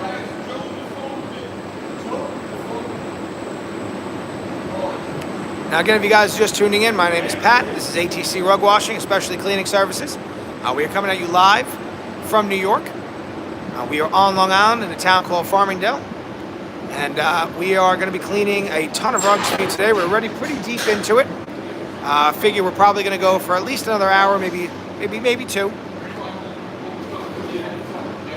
And at our shop, we clean real rugs for actual we clean rugs for actual real customers. We never make rugs dirty on purpose. The whole point of this channel, that's good, guys. That's good. The whole point of this channel is to show you guys what a real working rug shop looks like. This is one of our live videos. We do a couple types of live videos. We do a CCTV style, where we just put the camera on all day and we just work. And then we do this style every Thursday. That's where I talk on camera, behind the camera, answer any questions that you guys have. So if you have any questions, please ask. Yes, Janine. Yeah, you definitely don't want to buy these machines to clean your own rugs. It's definitely much more efficient to just send it out where we have the whole facility. All right, so I'm going to grab a small rug here for them to clean. There should be one. Let's see.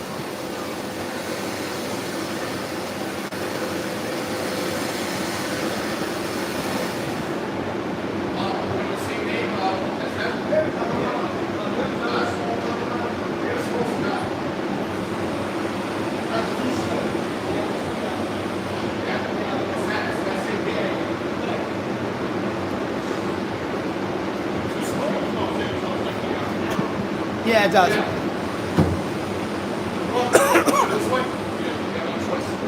All right, so what we got next here? Where does all the water go?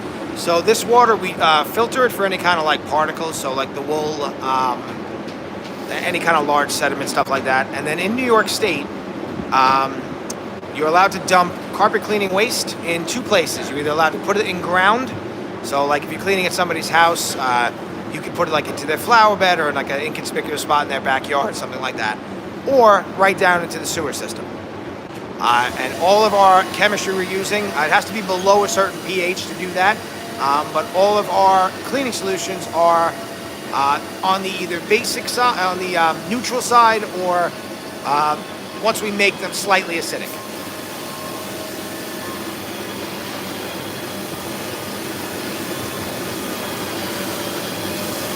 Do we clean alpaca? I've never had an alpaca rug in the shop, but we do clean animal hides. We get every once in a while we get a couple of sheepskin rugs per year, and we get some cowhide rugs every once in a while. I've never had a bearskin rug come in. I would love to have one of those come in. I think it'd make a pretty cool video. I did clean one once in a friend of mine's shop in Florida. I was taking like an advanced cleaning training session down there for rug cleaning, and we had a couple of very unique rugs. Actually, another rug we never get, and a lot of rug cleaning channels do get. We never get Navajo rugs in our area. So if we had one of those come in, I'd probably have to call a friend of mine in another state and kind of get an idea on the best method to do that. Because Navajo rugs have a tendency to bleed tremendously when cleaning.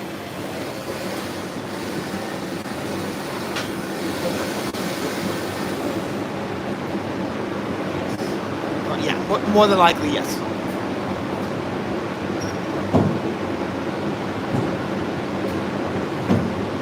And actually, I see a little you guys asked about the centrifuge on that. We can put animal hides into the centrifuge. Now, if a animal hide doesn't have any urine on it, the best way for us to clean it is to actually dry clean it. So we only really show a lot of the washing process here, but we actually clean rugs in a ton of different ways, a whole myriad of different ways. So obviously, most rugs, they get washed. We do have wall-to-wall carpet cleaning equipment, so sometimes we will steam clean certain rugs depending on what's going on with that rug. And then we also dry clean rugs. So like when you bring your clothing to the dry cleaner, we have the same chemistry. We use that as well. And for certain rugs, that makes a lot more sense, a lot safer for the rug. Our whole mission here is we always want to do the right thing for the rug. So obviously, if the rug has urine on it, we have to decontaminate all that, remove that urine to make it safe to go back to somebody's home. I will actually turn a rug if somebody brings it to me that has urine and they tell me just clean the face of the rug, I don't want to pay for it. I will not return a rug to somebody that has urine in my shop. So if somebody wants that kind of service done, I will not do it. And a lot of that has to do with also, I don't want my employees having to handle a rug that still has urine on it at a certain point in our system. So obviously, when we dust rugs, they come in, they have urine on them. We dust them with the urine on it, and then we wash them. But I do not want my employees handling urine and wrapping rugs that have urine on them.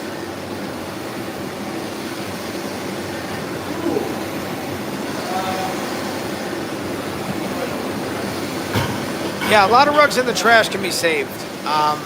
Again, if you like your rug and it fits your room, and it's in bad shape, call a professional carpet cleaner, a rug cleaner, and they might be able to help you out.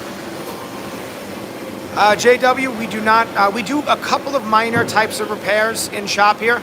But a lot of the more advanced repairs, we actually outsource out. We have a couple of people we work with who they're rug dealers. They buy and sell rugs, and they have a much more knowledge in that realm of in that type of work. So if our customer has a problem with the rug, a hole in a rug or something, they can basically repair anything and make it look like it never happened. So we kind of get them in contact with our customers.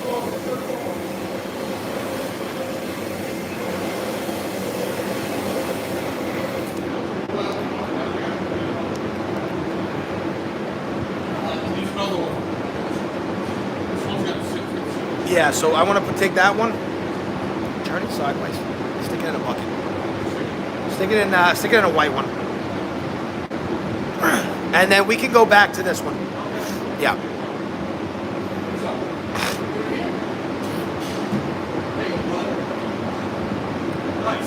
All right, so we're just kind of putting that one on the side there. We're gonna go back to this one, rinse all this off. So now this one has been sitting in our pet treatment for about 10 minutes, so maybe 15 minutes. If you include the time that we put the chemistry on the back, it's been definitely at least 15 minutes. So now we're going to actually open this one back up, and then we're going to, no, it's done. Yeah, it's done. So we're going to open it back up. We're going to knock that urine, some of that loose dirt, all that original pet treatment, and then we're actually going to start to clean the rug. JW, how expensive is this service? We charge a range of, I'd say about $2.25 per square foot, up to $5 per square foot. And a lot of that range has to do with the type of rug it is, how it's made, and what it's made of, and then what is also going on with that rug. So rugs that have urine, we charge more money, and we do a lot of restoration work for restoration companies. So rugs that have been in a fire, have a ton of smoke damage, or have been in floods, a lot of flood damage. Obviously, we charge more for that. Everything we do, our whole business, our cleaning costs are based off of chemistry and labor. So chemistry-wise, that part of our business is not overly expensive. But obviously, labor, that's the part that gets expensive. So the longer we have to work on something, the more we charge.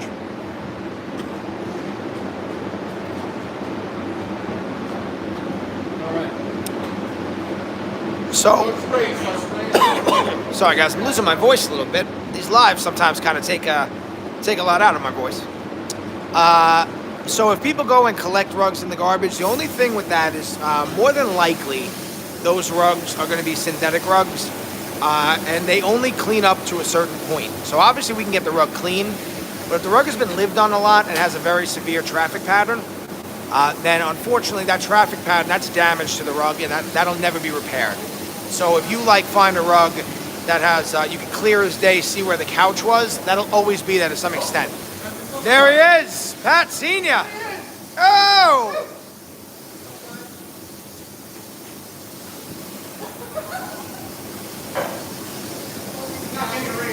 All right, so that is my father, everybody. We call him Pat Senior. I'm Pat Junior. Mostly, I'm just Pat.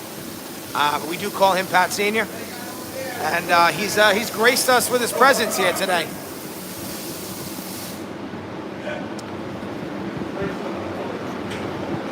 Do we sell rugs as well?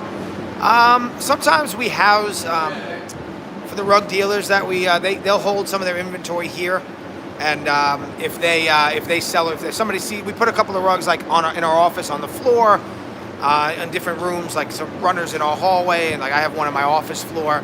If all those rugs are for sale. So if somebody comes in, they like that rug, we can sell it to them on behalf of one of our dealers. I gotta tell you, Nikki, I think I'm the rug king, but but he's not too bad.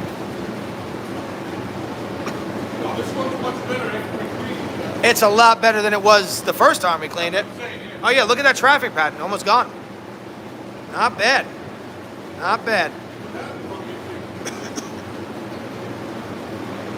Now I'm pretty sure the last time we cleaned this, it was in the old Centrifuge. Definitely was, yeah. So now this rug gets to go into the brand new the newer Centrifuge, not brand new anymore. Rugs, not drugs, baby. Now, if you guys are just tuning in, this is a Q&A style live video. So if you have any questions, please ask away. I thank everybody very much so far who's been asking questions, and thank you all very much for watching. I really, really appreciate it. And if you like our content and you're not a subscriber yet, please like and subscribe. I always forget to ask people to do that, but the YouTube gurus tell me if I keep asking, more people will.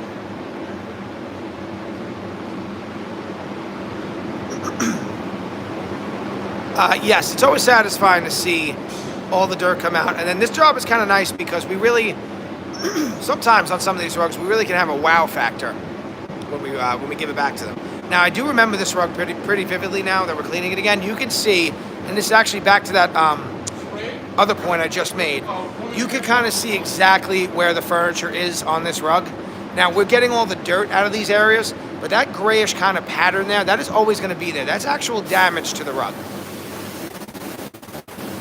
Now, the reason our customer is doing this once a year is because the urine smell becomes a little bit overwhelming, and they really like this rug. And if you were to look in their house, this rug really, really fits in the whole house.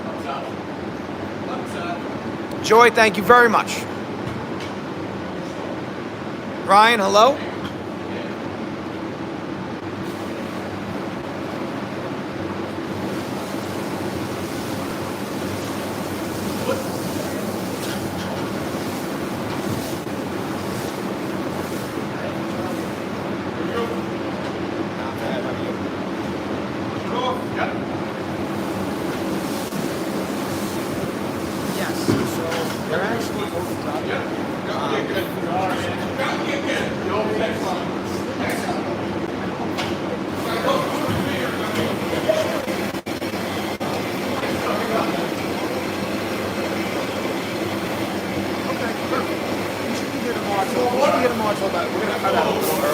Probably about 3 o'clock.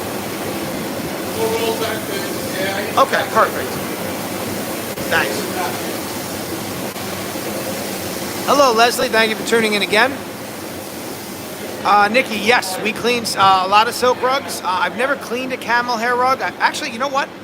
We had a rug that came in a while back. It was about 150 years old, and we were trying to figure out if it was wool or if it was camel hair.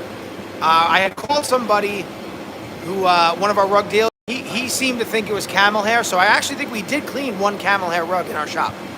But we do clean any kind of animal fur in general. So I've cleaned cowhide rugs, a lot of sheepskin rugs. I've never gotten a bear rug, though. I did say that before. I'm hoping one day to get a bear rug in.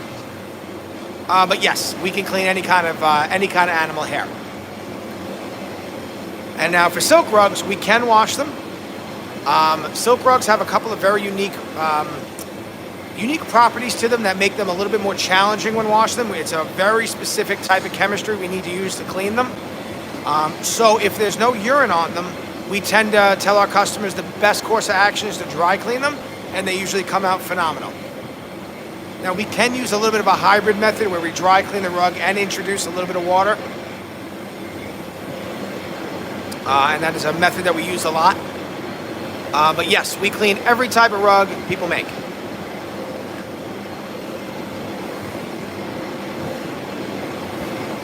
And again, thank you all very much for watching. So now what we're doing here, if you're just tuning in, we are getting towards the later stages of the cleaning of this rug. First, we put down our pet treatment on the back. Now this rug on the back has a very unique backing. It doesn't have a regular rug backing. Now if we were to agitate the back of the rug when we wet it with any kind of machine, we would start to rip that backing off. So we have a pet treatment that's non-resoiling. There's no soap in it on the back of the rug.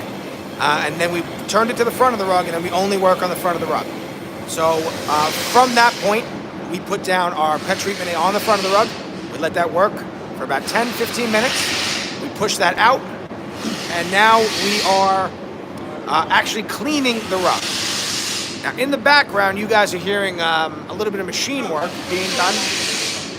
And while we're going to wait for this rug for about another 5 minutes or so, let me show you guys what we are doing on the other side of the shop here.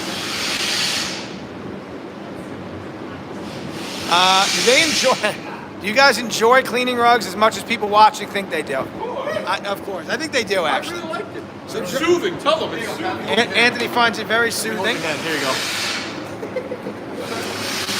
And actually, Joe and Anthony, they only help us out one day a week. So we do all the live videos like this with them. So they only do it one day a week. They like it.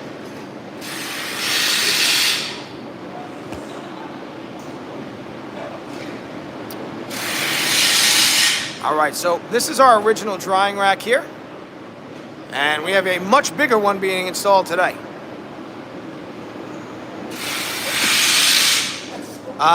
Yes, Miss Beagle. That's actually a really good question. So let me get to the other questions I saw first. All right, so.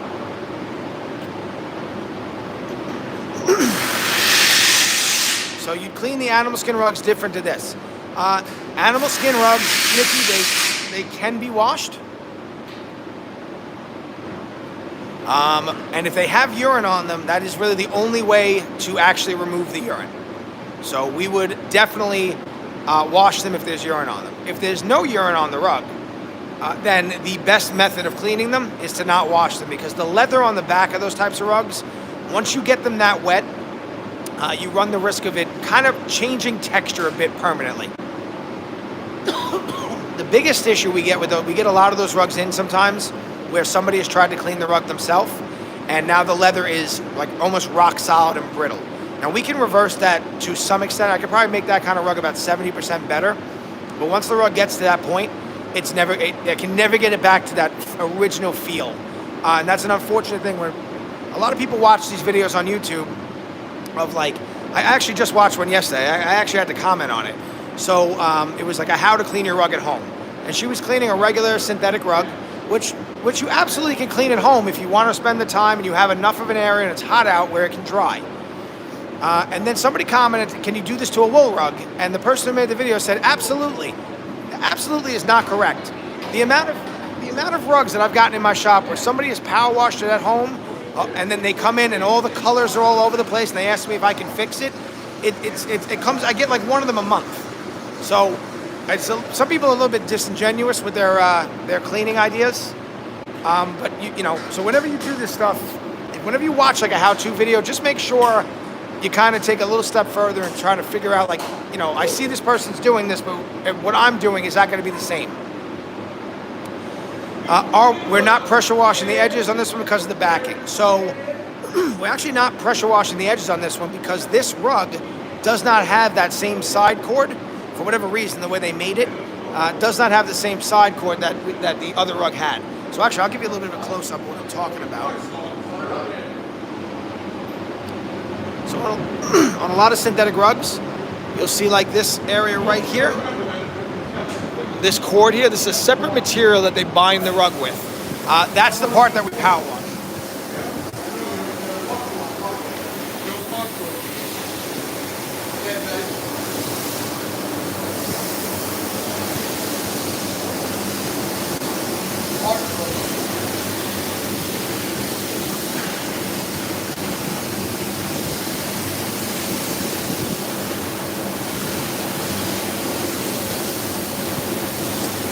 What solution would I recommend for someone cleaning at home? It's a good question. Oh yeah. So if you were, we're gonna make a couple of videos on like renting a rug doctor. But in general, what I would do is I would take something, maybe go to like Home Depot or Lowe's or something like that. And I think I might actually have a bottle of it. Hold on, let me see.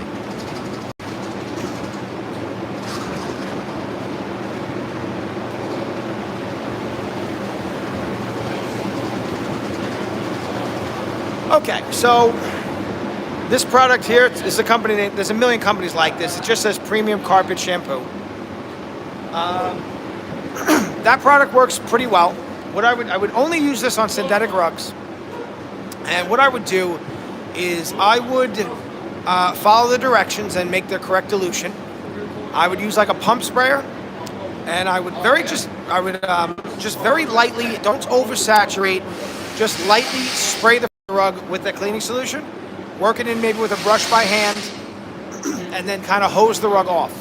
If you have a power washer, you can use a power washer. Just don't go too close to the rug. You're going to ruin the rug if you do that, or potentially ruin the rug if you do that. And then the main issue, you're going to need something like a squeegee here to push all that water out. And you're going to need a tremendous amount of heat. So I would not do, not tremendous amount of heat, but you need a hot, very hot day. And you need to plan on that rug probably being wet for 2 or 3 days. That rug is not going to be dry the first day you do it.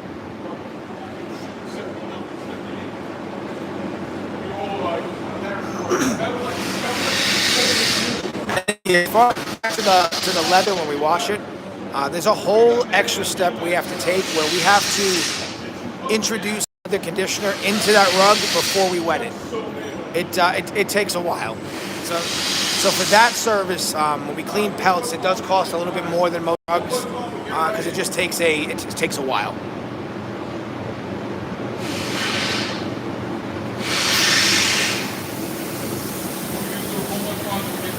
Miss Beagle, the squeegee loves you as well.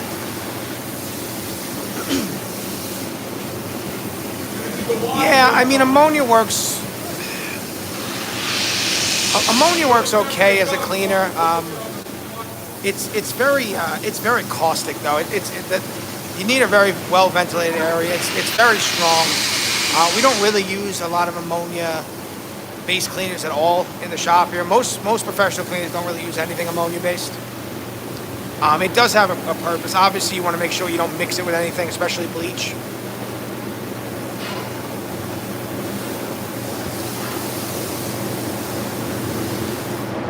All right, so we're gonna get this big rug into our centrifuge, and then we're gonna clean a fun rug. And by fun, I mean a perfect example of somebody who tried to clean their rug at home. I actually have one of these today. Now, it's kind of funny we started talking about this. And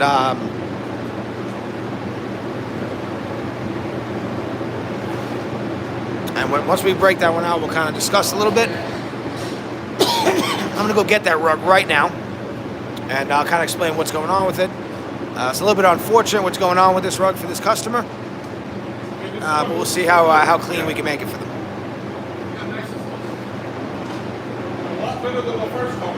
It's a lot better than the first time I cleaned it, yeah.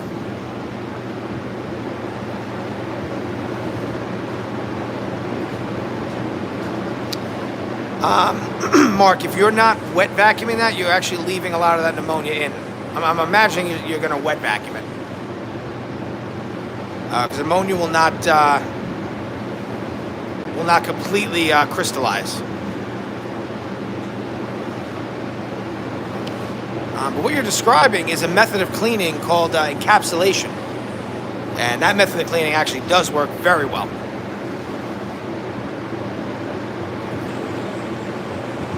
All right, go. All right. Let's go. There we go. Let's go. All right, so I'm going to go grab the other rug. Steven, so yes, we're going to be, not so much the new one, but we're actually going to be moving the old one because we're getting a new wash floor. So the new wash floor will actually go about 3 or 4 feet wider, and then it's actually going to take over this whole platform here. We're actually we're going to move this platform to where the drying rack is now, and then this drying rack will now go on the other side, and you will never hear these fans again.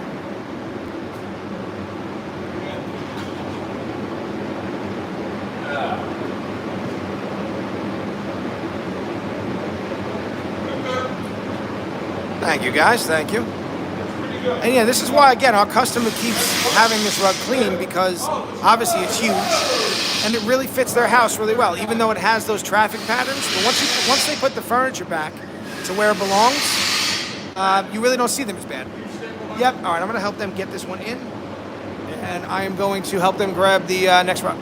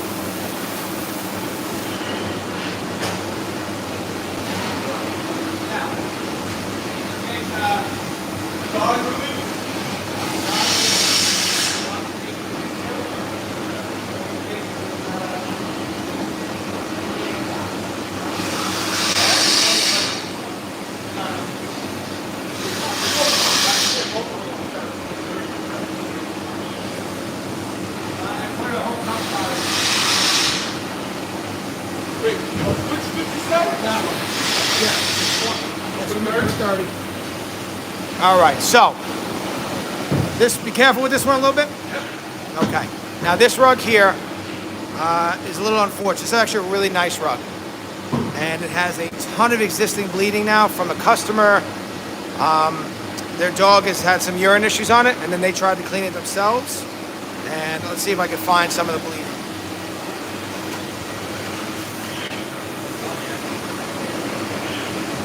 Okay, so right here, you see a little of the red kind of leaked out here in some spots. And I think there's a couple other spots like that as well. Yep, right here. Sorry guys, I'm standing on it. You can see right here, some of this red is starting to bleed. I think a little of the yellow started to bleed as well. Okay. So,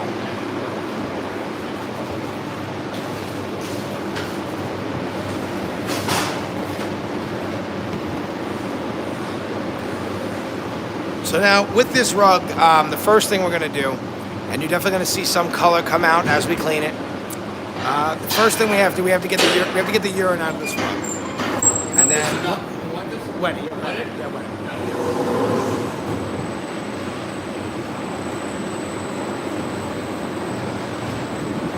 Okay. There we go. That's better. Okay. So this rug here, like I was saying, has some pet urine issues, and the customer tried to clean it themselves, and they caused the usually pet urine by itself won't actually cause a rug to show bleeding like in the house, and then when we clean it and we start to suspend that urine, we'll get a little bit of that bleeding.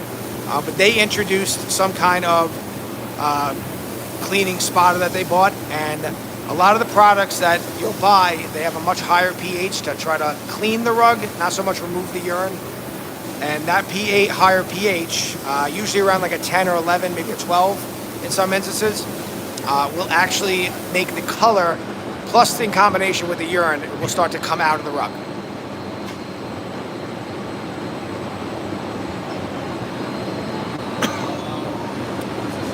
Yes. Yeah, take this one off. Yep. So now on this rug, we're going to switch our machines. The CRB machine is way too aggressive for this.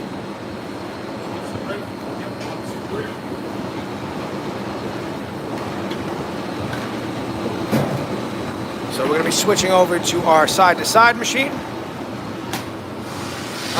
Yeah, hold on. Yeah, so that's actually a very good point. It definitely does. And this is why every rug we clean, we do a pre-scrub and rinse. We have to get that soap out of here before we put soap down. And somebody just mentioned, look how much soap is on this rug. Yep. And yeah, you can see, look at all that soap coming out. And we're starting to get urine out of it already. Yeah. Now, I am a little bit worried about this rug. It seems like it might be starting to get a little bit of dry rot as well. So when we clean this, we are going to, when we turn it over, we're not going to turn it over completely. We're going to, when we turn this over, we're going to do it in halves. I want to be very, very gentle with this a little bit. I think you might be able to. Yeah, let's see what happens.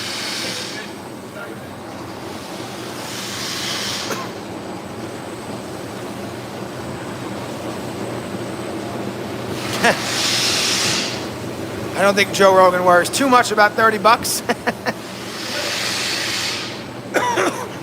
What is my favorite rug cleaning channel on YouTube? Well, there's this great channel. They're called ATC Rug Washing, Specialty Cleaning Services. One of the owners is an absolute stud. And not the older one, not the senior one, the younger one. Yeah, look at all the soap coming out of this.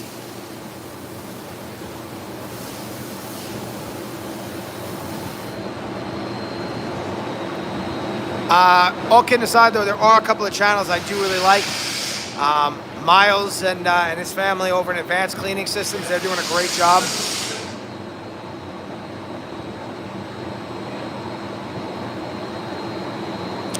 Arcadia Rug Spa is another guy who I like watching a lot. He's over in Europe. And then there's a couple of carpet cleaners I enjoy watching as well. You can see all that urine coming out, and just look how much soap. And this is why every rug we clean, we do a pre-scrub and rinse.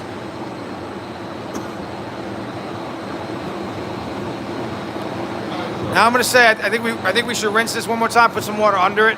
I think we got, yeah, get a little more of this out. I'm not modest.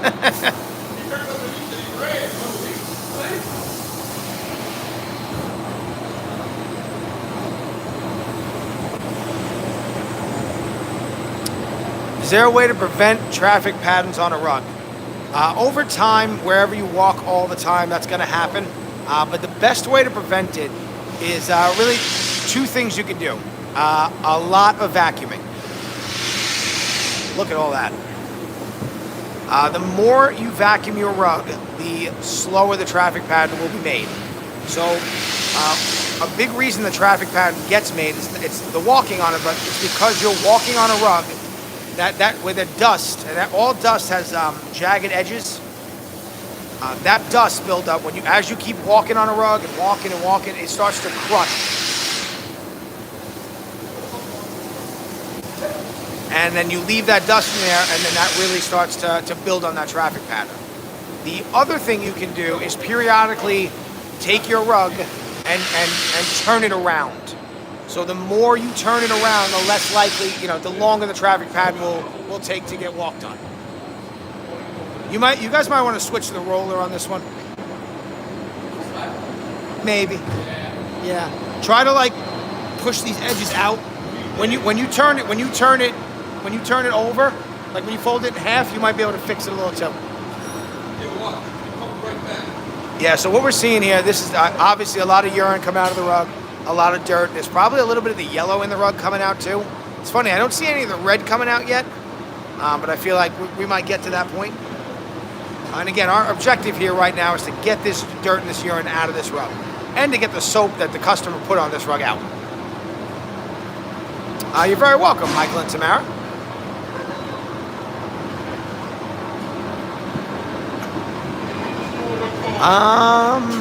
If I have a shag rug laying around, I will do one today. I don't know if I have one in the shop right now. I think we might. I think I might have one. I'll take a look. I know you guys love watching the shag rugs.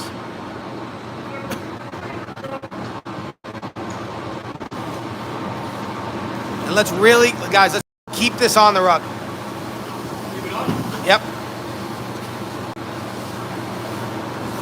Hello, Sumai. Thank you for tuning in again. And again, guys, we are ATC Rug Washing. If you're just tuning in, we're coming at you live from New York on Long Island. No machine yet. I want to keep this on for I want you guys to just work this in by hand for a few minutes. Anyway, we are ATC Rug Washing. I'm being summoned for 1 second, but if you have any questions, it's a Q&A style live. Please ask away, and I'll be right back, and just enjoy them scrubbing the rug.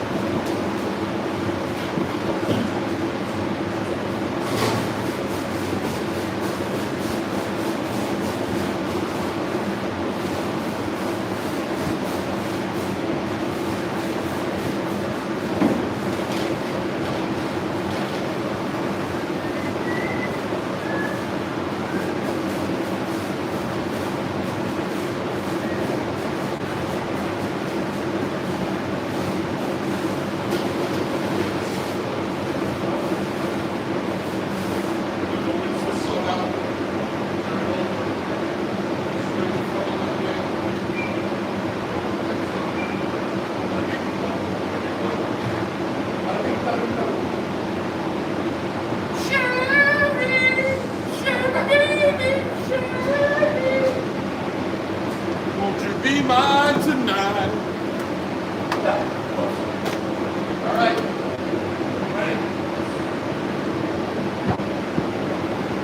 Yeah!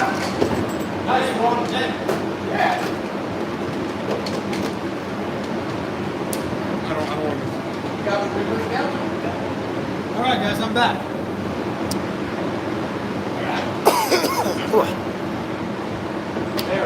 Let's see what we got here. Are we using a brush on that 175? Yes.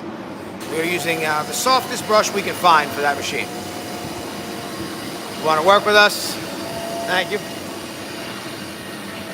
That's how shorts are made, people.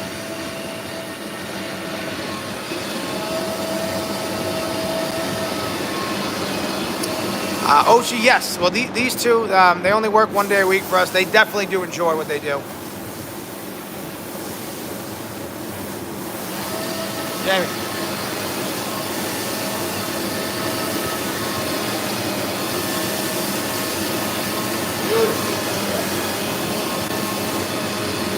You turning this into a longer video? Me too. Me too. That's all I ever wish for you.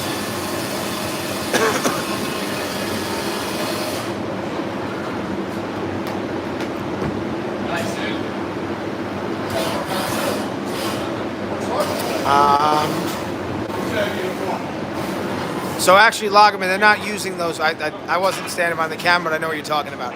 So all they're doing with that, they're not actually trying to agitate. They're just trying to slowly allow the cleaning solution to get through the rug. So that's why they look like they're not really doing much. And then we run. Yeah. Why did we have the idea to start a YouTube videos? Well, we knew that rug cleaning was something that people enjoyed watching. I knew a lot of people were watching those types of videos, and then we started to. We had made a couple of short videos for Facebook and Instagram specifically to use as like advertisements, and that worked very well. Every rug you see in this place is a product of one of our videos, for the most part, on Facebook and on Instagram. So we ended up making, we just kept really cranking out content for Instagram and YouTube. And then we noticed that everything we made for those channels we put on YouTube. And then we kind of noticed that on YouTube we really could put a lot more content because it's really just a platform that's really meant for videos. So right now, for every video or two, we probably put 2 videos or so a day on Instagram and Facebook, and on YouTube we probably do about 5 or 6 videos a day. And we've actually been lucky with our YouTube channel. We started to get a couple of customers from it. We don't really do any paid advertising on YouTube. That is an option we'll probably start to do. But we do pick up some customers from it. And I'm happy to say this month was the first month we actually got monetized by YouTube. So we actually are starting to make a few dollars from our videos, which is kind of awesome. And none of that would be possible without you guys watching. So we really, really appreciate that. Thank you very much.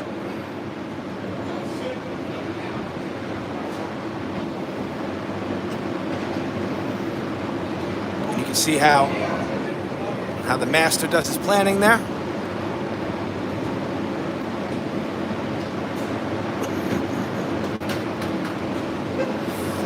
All right, so if you're just tuning in before we started this rug here it's a really nice handmade wool rug.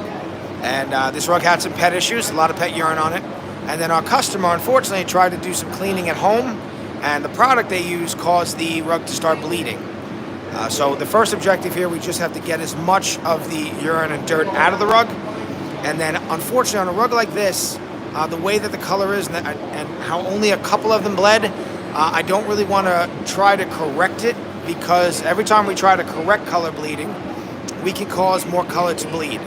And I don't think this rug, it's a pretty dark colored rug, and I don't think once we clean it, I don't think that the areas that bled will look too bad. And I kind of had a conversation with them where I don't want to, they didn't mind the way the rug looks. There's a lot of furniture on it. They can move it around and put it on the furniture, and they don't want to potentially make the rug look worse. And I agree with them. So we're just going to kind of get the urine out, get it clean, bring it back to them where it just smells like a rug. And in a much, much safer condition. And you can see all the stuff that's still leaking out of this rug here. I'm actually going to tip the camera a little bit more forward. There we go. Ochi, thank you. Yep. We're really glad people enjoy watching this stuff. Can I say bonjour? I can say bonjour.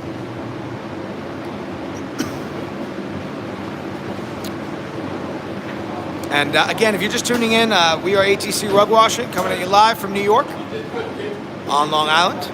My name is Pat Jr., Pat Sr.'s over there. We are the owners of this company here.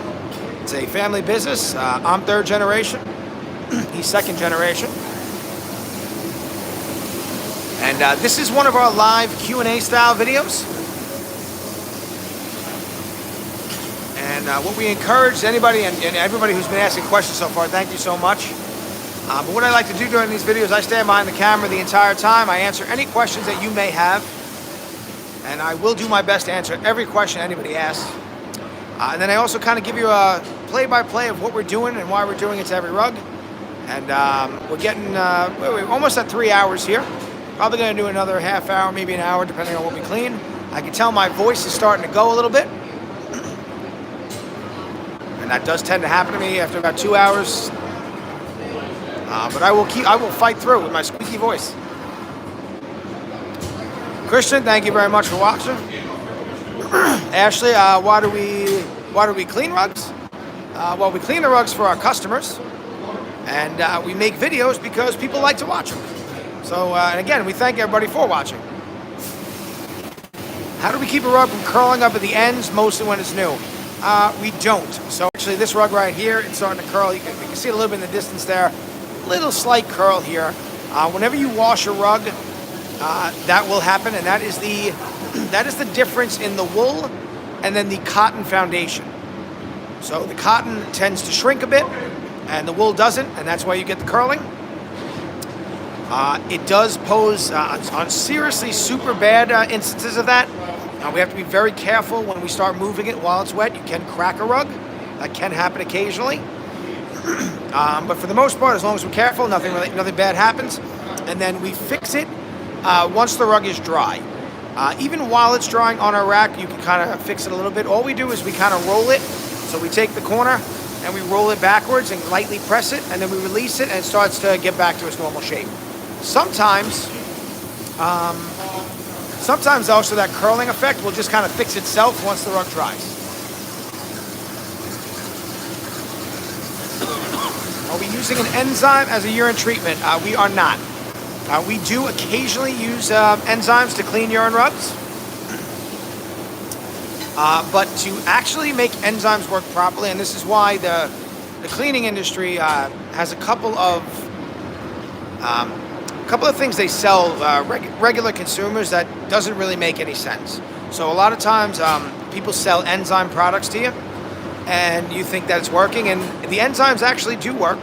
The caveat, though, is they need to stay wet, and they also need to stay in between a temperature range, ideally somewhere between 80 to like 100 degrees. And I don't think anybody in their home, for the most part, is keeping their house 80 to 100 degrees. And if you are keeping your house 100 degrees, that area is going to dry very quickly. And then the enzyme will also no longer work. And usually, sorry guys, my voice is starting to go. Usually, the enzymes need to work for at least 2 hours to work. So a lot of people are putting enzymes on their rug and they're leaving that chemical just on the rug. They're never rinsing it out, and it's actually not really doing anything. And that's why you put it on your rug or your couch and you wonder, why does my couch still smell? Because nobody actually, nobody told you how to use the chemistry correctly.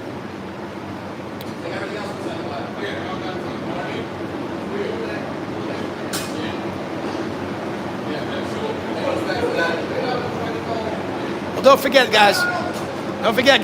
Somebody just asked if the rug is shrinking.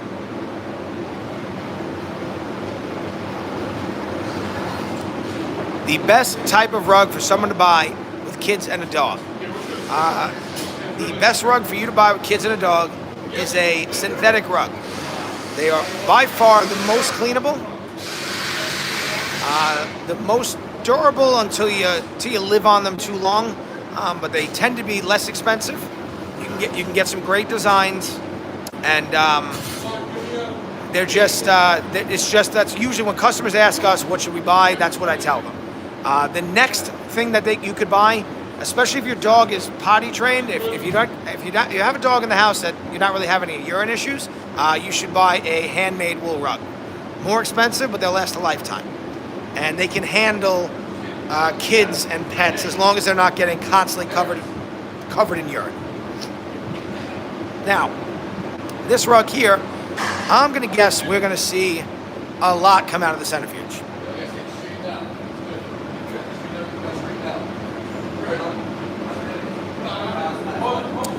So we're using the roller on this rug because this rug doesn't have a lot of pile to it. So the other squeegee just kind of glides over it. The roller allows us to kind of squeeze the rug. And actually the roller is a little bit more, less aggressive. It uses weight to squeegee rather than us kind of pushing it. All right, so Juan's going to get that going.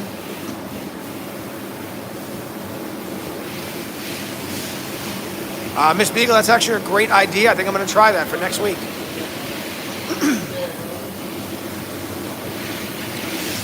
All right, so I'm going to actually, I'm going to run the centrifuge on this one.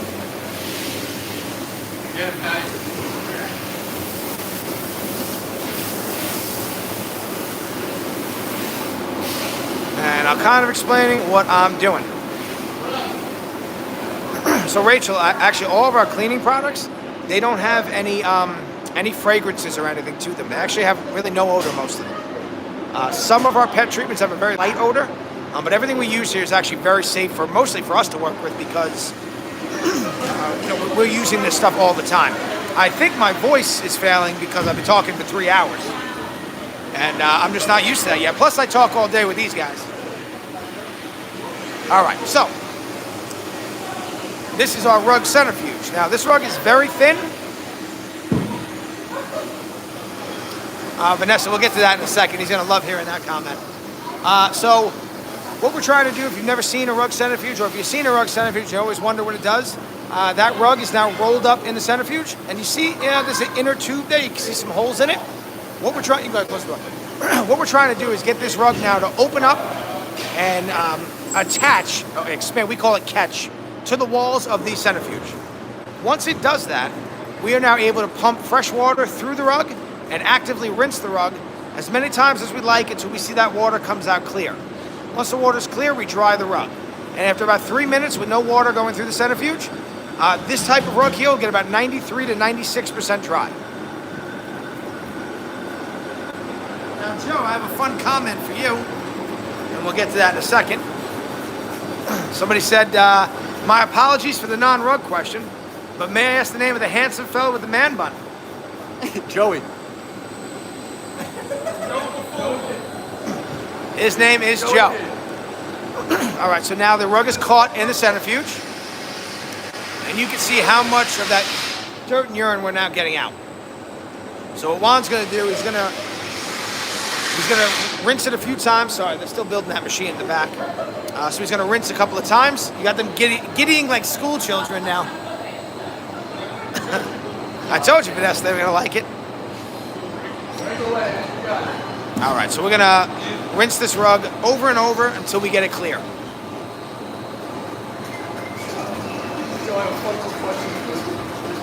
Yeah, and some of that brown color you're seeing there, that's also some of that yellowish dye in the rug that was bleeding on the rug. And while he's doing that, we'll check back on that in a second. We're going to finish this tiny one, then we're going to get to the next rug.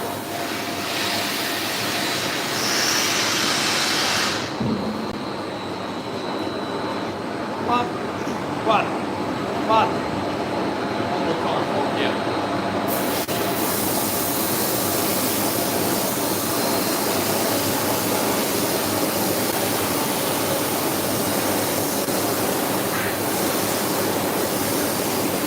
All right, so now that rug is getting its second rinse. And a rug like this might need 4 or 5 rinses until we get the water clear. And when I say clear, the water might still have a little bit of a whitish kind of hue to it, and that's because this machine is spinning at a very high speed, and it makes the water a little choppy. But you can kind of tell already it's a lot cleaner than the first rinse we gave it.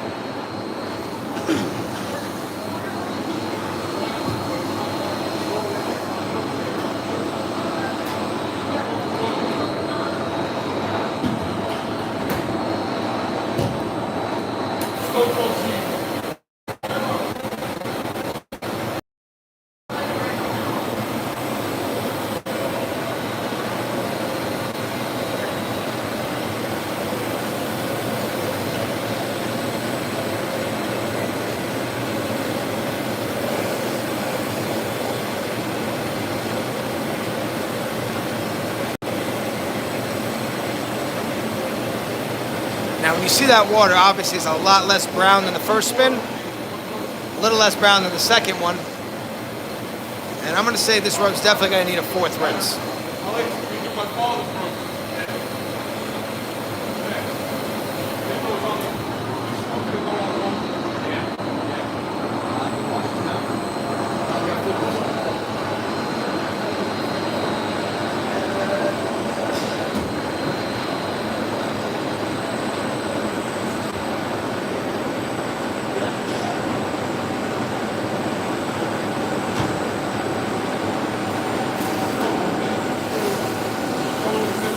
And now that water's starting to look much more white.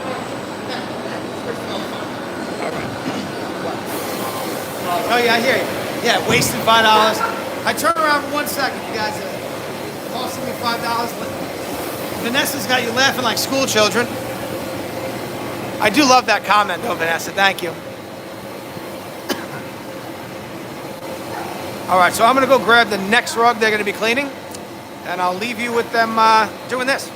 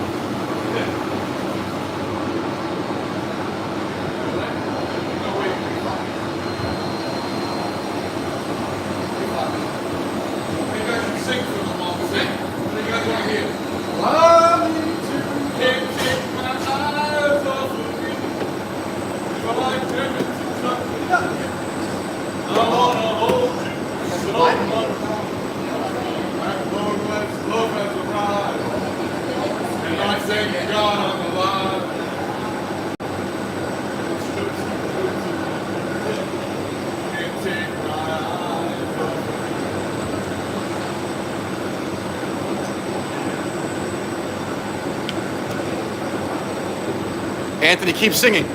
Keep singing. Keep singing. What song do I know well? Let's see. So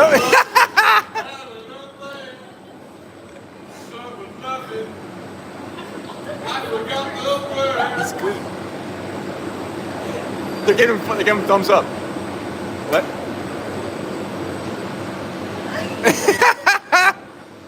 That's what goes on. The head shaking all day.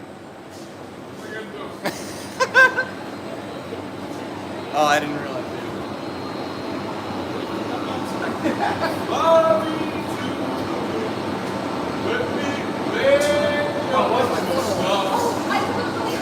Let me see what spring is like. But you better ignore. okay. Another word. I'm back, everybody. Oh, you get some good comments. Anthony keeps singing. He's good. So Stephen, actually, on some of these rugs, we do give them a pre-spin in the centrifuge. We do that occasionally. Right? They love you, and they love the singing. All right, so we're gonna finish up this rug here, and then we're gonna wash our last rug for the day, which is a enormous wool rug, also covered in urine.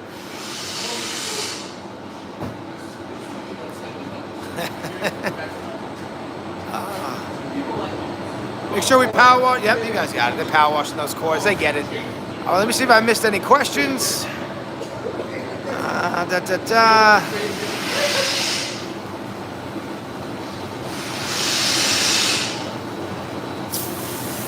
We have a spinning circle vacuum thing.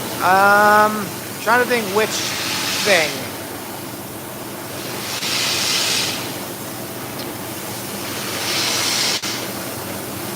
Rachel, I don't exactly know which machine you're talking about.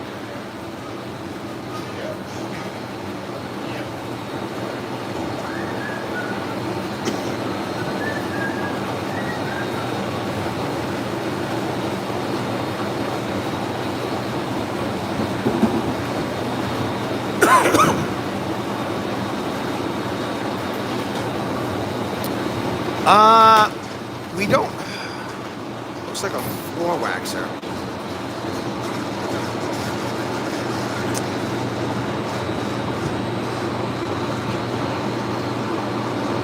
For some reason, I can't picture it. What kind of rotating brush?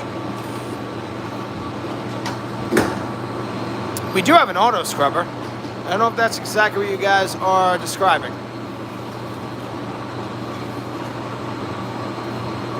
Oh, you mean that? You mean this one right here? I thought that might be what you guys were talking about, and then I didn't mention it because it's right here. Got it. Okay. Well, yes, we do. I got a whole bunch of these.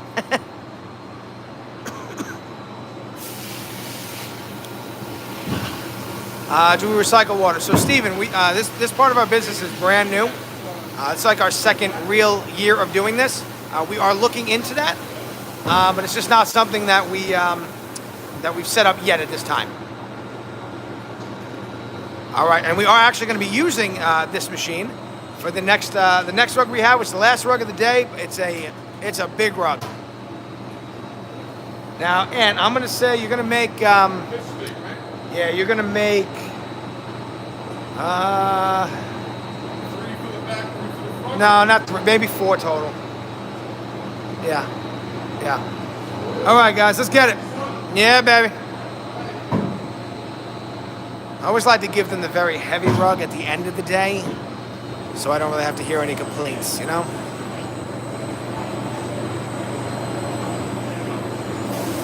And they're having a hard time picking up while it's dry.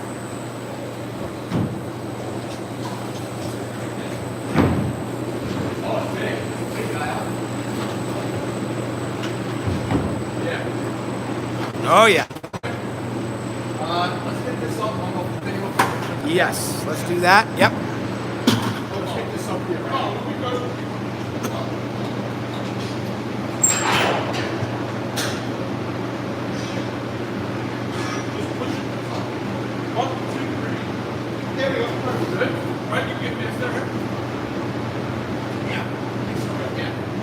Ooh, that stinks. Ooh. Yeah. Wow. And again, this is why we're going to be getting a bigger wash floor soon. You said that you would What? What? 30 instead of 20. No, do, so what I want you to do is I want you to make,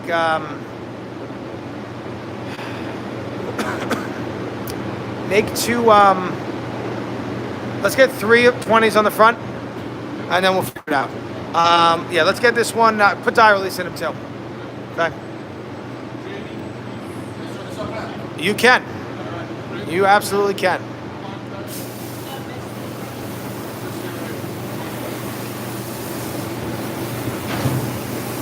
All right, and so what we're doing here first, we're going to be doing a pre-scrub and rinse, and that allows us to get any loose dirt and urine out of the rug without having to add any chemistry to the rug. And then also, it lets us find out if our customer put any kind of soap on the rug, because we don't want that soap to interact with any of our cleaning solutions. Yeah, Miss Beagle, they actually make one, and it works really, really well. We just don't have the space for it. But they do actually make something that will help, that actually will lift the rugs. And our centrifuge is, it's in the wrong position for it, and it's not something we can change in the shop right now. All right, so let's take a look. And you actually see a little bit. You see a little bit of that soap. So our customer has definitely put something on this rug. All right, now Juan is grooming that rug over there. And let's try to get a better... Right now we're looking at the dark side of that rug. So I'm going to go over to the other side, see what it looks like from the light side.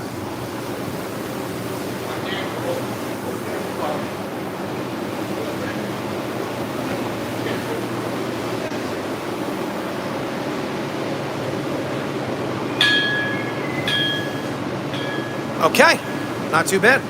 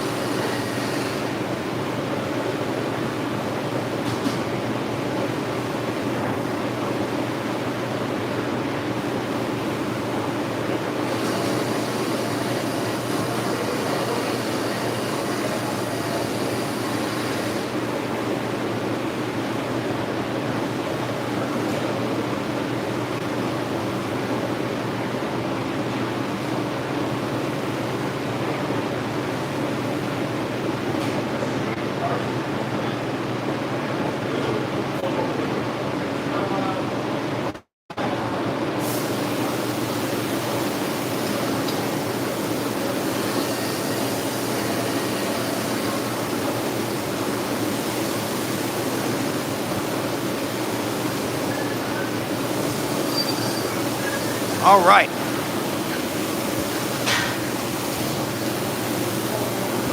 I actually have a half beagle as well, everybody.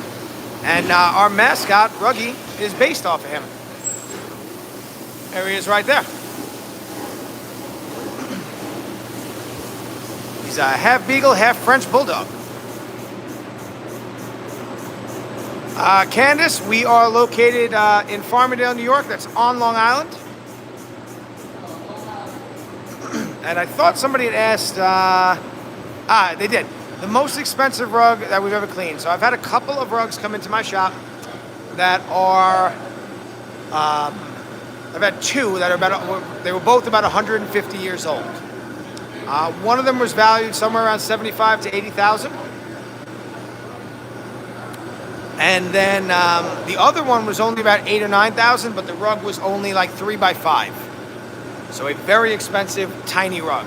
Now we also get a lot of rugs in like the $10,000 range, $20,000 range, and we get a whole bunch in like that $5,000, $6,000, $7,000 range. Roxanne, hello. No, you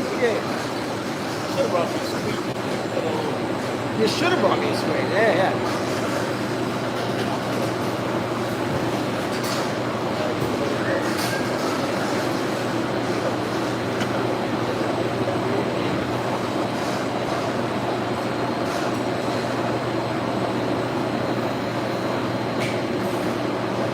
All right, so the first step here, we're going to put down our cleaning solution. It's our pet treatment. We're going to put down a couple of buckets of that with our handy dandy buckets with holes in it.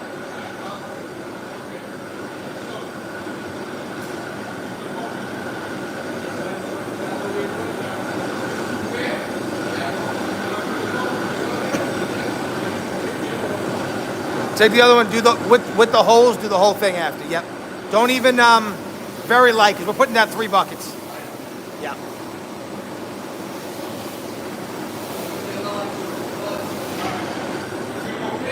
Let's put the 2 down, half. Keep it on for a minute, then we'll put the other one.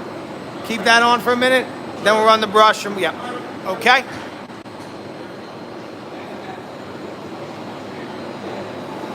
Hello, Roxanne from Las Vegas. Thank you for tuning in.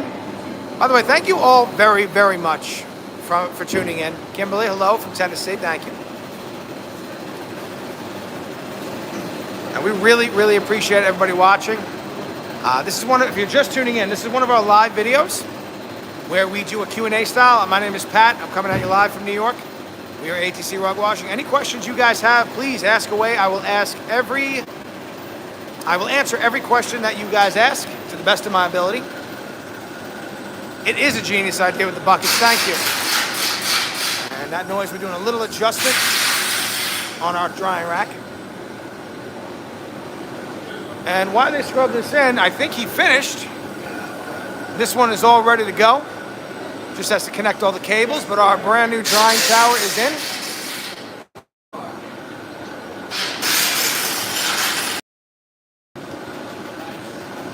Aaron, thank you for tuning in.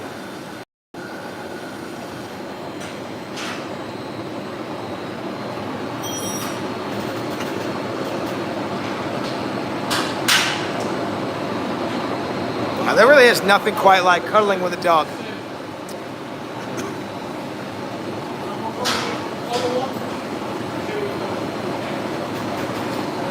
All right, so what we did here, we put down 2 of our pet treatments, and we're gonna let that kind of work for a second. They're gonna work that in a little bit. I think we can, guys, I think we can actually maybe run the machine, and then we'll put the other bucket. Yeah. So on a rug this big, we have to put down obviously more cleaning solution, and that gives us a luxury a little bit of playing with how we do that. So we put down 2 so far. We're gonna work that in, and then we are going to put down a 3rd one. Let that sit for a few minutes, and then on a rug this big, we're not gonna turn this rug over completely. We're gonna do it in halves. This rug is extremely heavy right now with all this water in it.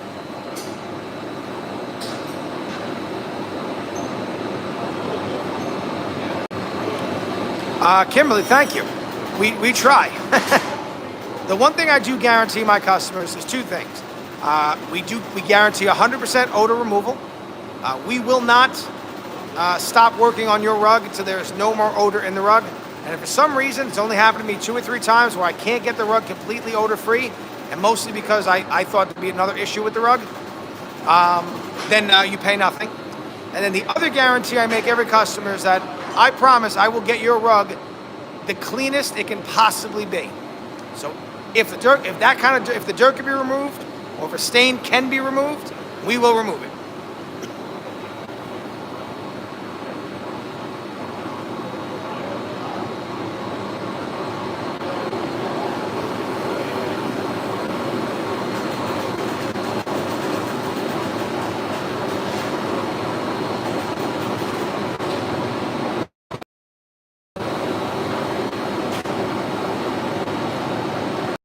And I always find this part here, because as soon as we start scrubbing the rug, you guys are seeing from this angle how clean they start to get.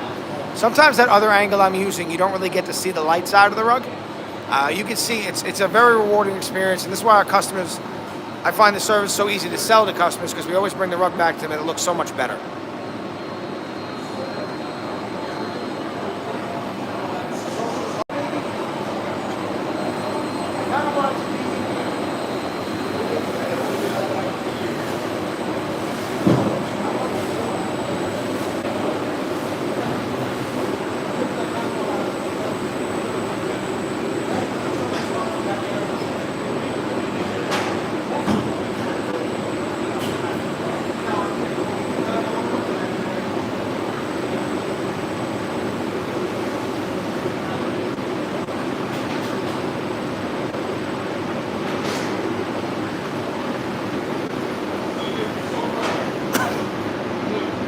By the way, thank you all very much for watching. We only make these videos because you guys watch, and we really, really appreciate that everybody's watching. And I see we got a ton of subscribers today, so thank you all very much for subscribing as well. And if you're not subscribed yet, please like and subscribe if you like our content.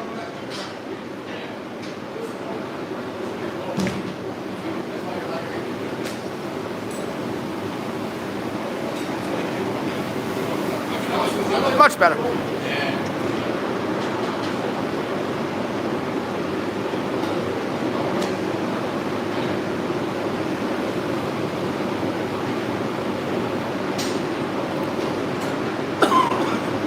All right. So how long does it take to clean? They're almost done, guys. Hold on one second. Okay. I think he's got one more tightening of the screws, and I'll get back to answering the questions. How are you not subscribed, Steven?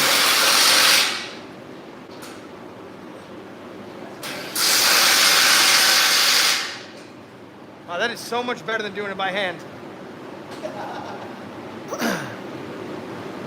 Steven, how are you not subscribed? Heath from Pennsylvania, thank you for tuning in. Okay, so how long does it take to clean a rug, and how many do you do in a day?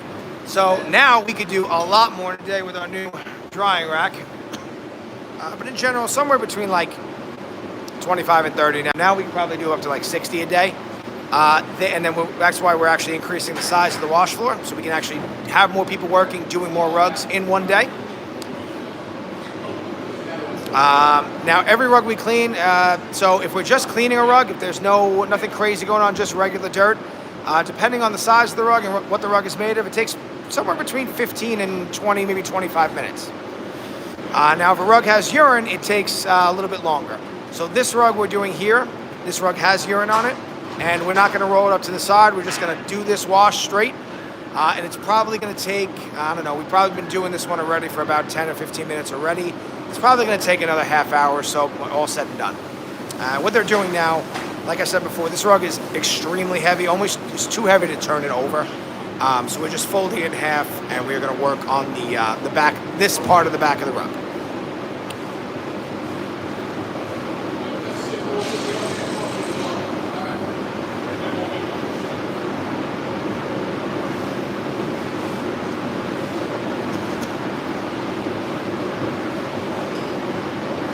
Yes, it would be nice if you could use this machine on all different types of surfaces.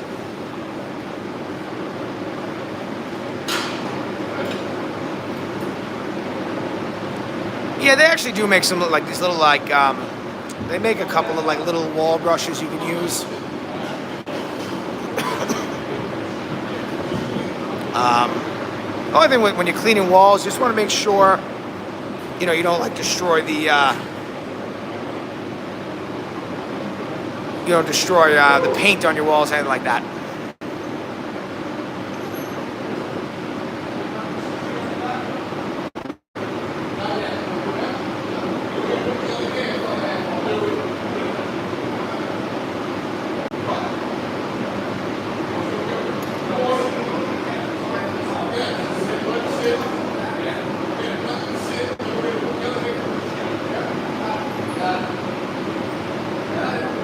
It's like you guys know what you're doing. Okay. You guys can see too on the end there, right where the rug kind of meets the end of the floor. Look how much urine is coming out of this. How many employees do we have? So James, we actually really technically have two businesses. Our first business, the one that we've been in since 1978, is office cleaning.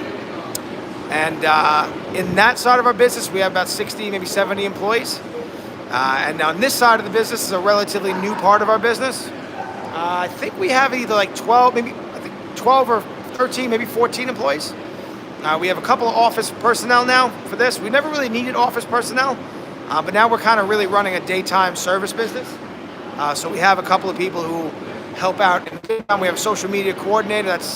I used to put all these videos. I used to make all these videos and put all these videos out by myself. Then I hired Jamie, who she does all the filming. She makes the videos, and now I had to actually hire somebody else to actually do all the posting and really help us on social media. We get a ton of messages every day on Instagram and Facebook for our social media accounts, and I just can't really do it all myself. So I've had to hire people. So as far as the cleaning goes, we got about 12 people or so who help out in the rug cleaning aspect of it.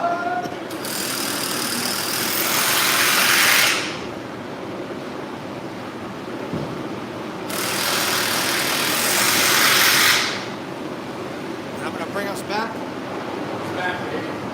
Keep it on the floor? It bounces too much. Yeah. I wish I could put the camera on the floor.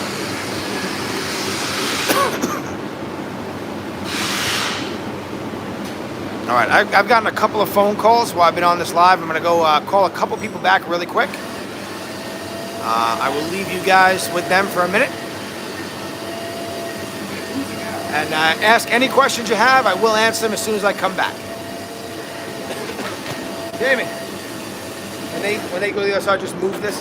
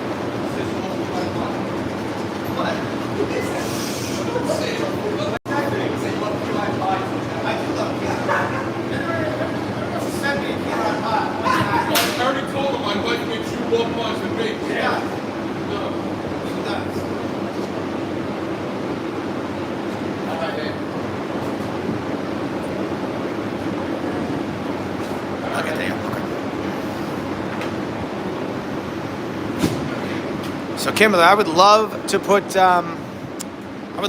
music on, but YouTube will not let us. I actually got this happened to me once. I made a video and somebody had like there was just music like in a car playing in the background, and I got a copyright strike.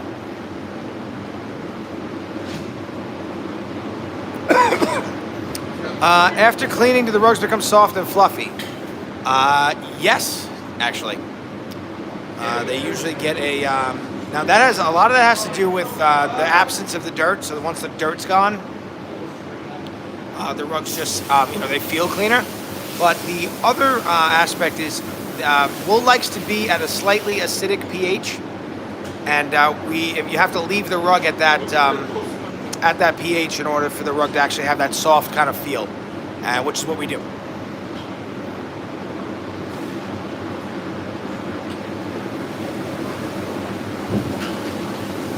Well, thank you, Ochi.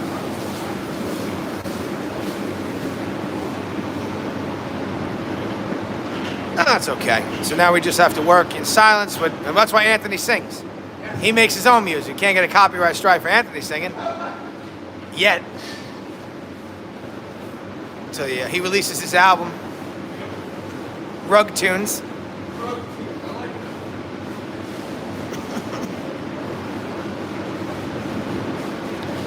And if anybody's just tuning in,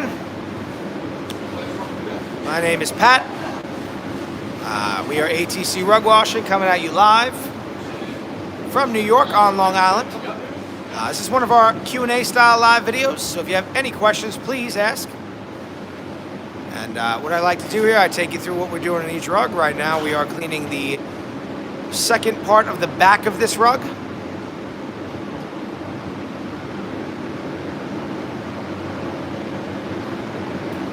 And this is going to be our last rug of the day, but as soon as we finish this live, we will be uploading it to YouTube so you can watch the whole thing.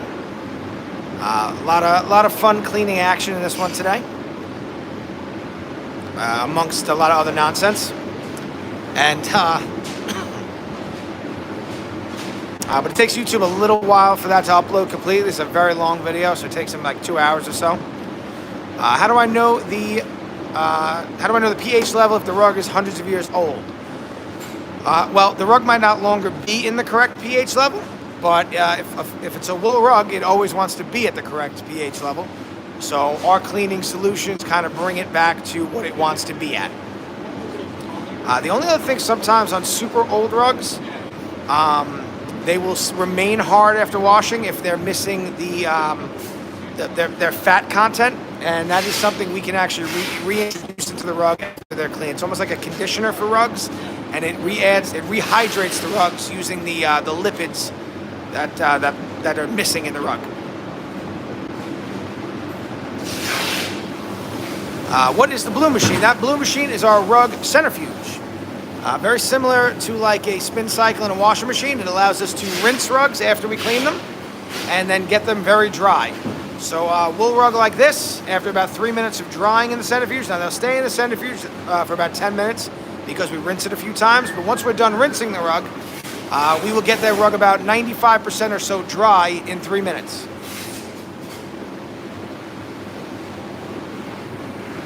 And we would not be able to clean rugs at this scale if we did not have that machine. Now I think somebody, I'm sorry, I think I missed a question before and I forgot to answer. I'm remembering it now. Somebody was asking, how would you get started in this business? So obviously buying all this equipment to start this business is not possible for a lot of people who want to start out. But the number one thing I'd recommend is actually starting a carpet cleaning business first. You'll be able to pick up carpet cleaning customers day one. And then as you grow that business, you'll have a lot of customers to sell rug cleaning to. And if you have the correct rug cleaning equipment, carpet cleaning equipment, they make a lot of attachments that allow you to clean a couple of rugs a week. There's a machine called a rug sucker, which, yep. This is going to be the last one of the day.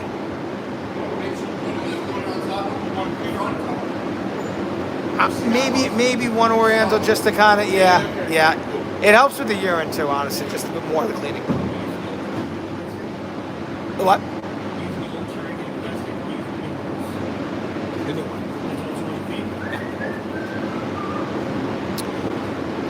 But anyway, so if you do want to get into this business and you have a carpet cleaning business, they do make some attachments. There's a product called the Rug Sucker that will allow you to sort of emulate the Centrifuge to some extent using your truck's vacuum. But that's kind of where I would start. So you're trying to bring the rug back to life. Yes, so if we have a very old rug that's lost a lot of its lipids, we will clean the rug and then we can kind of bring that soft feel back to it. And it's funny, when you do that, sometimes just by putting that layer of oil on the rug, it almost gets like sucked right into the rug, and the rug looks 15 years younger. It's amazing.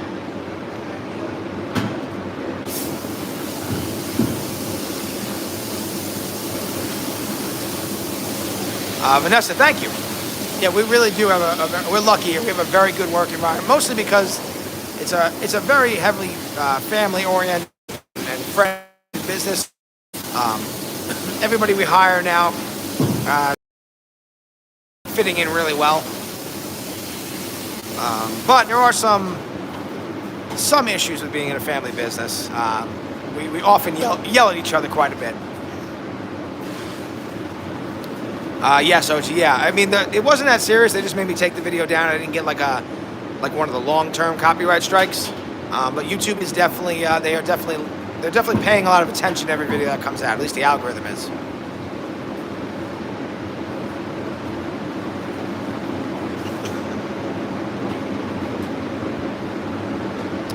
Oh yeah, we really. I mean, me and my father screaming at each other quite often in the office.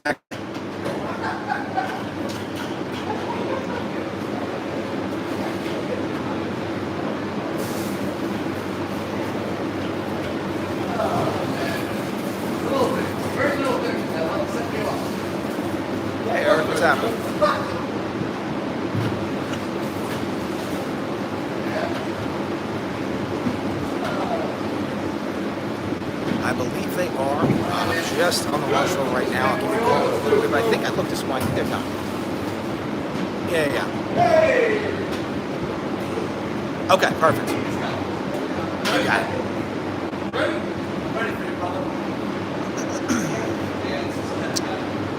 So right now, Kimberly, we usually get about 20 or 30 or so done in a day, depending on the size. But we just put in the new rack today, which will allow us to do probably about 50 or 60.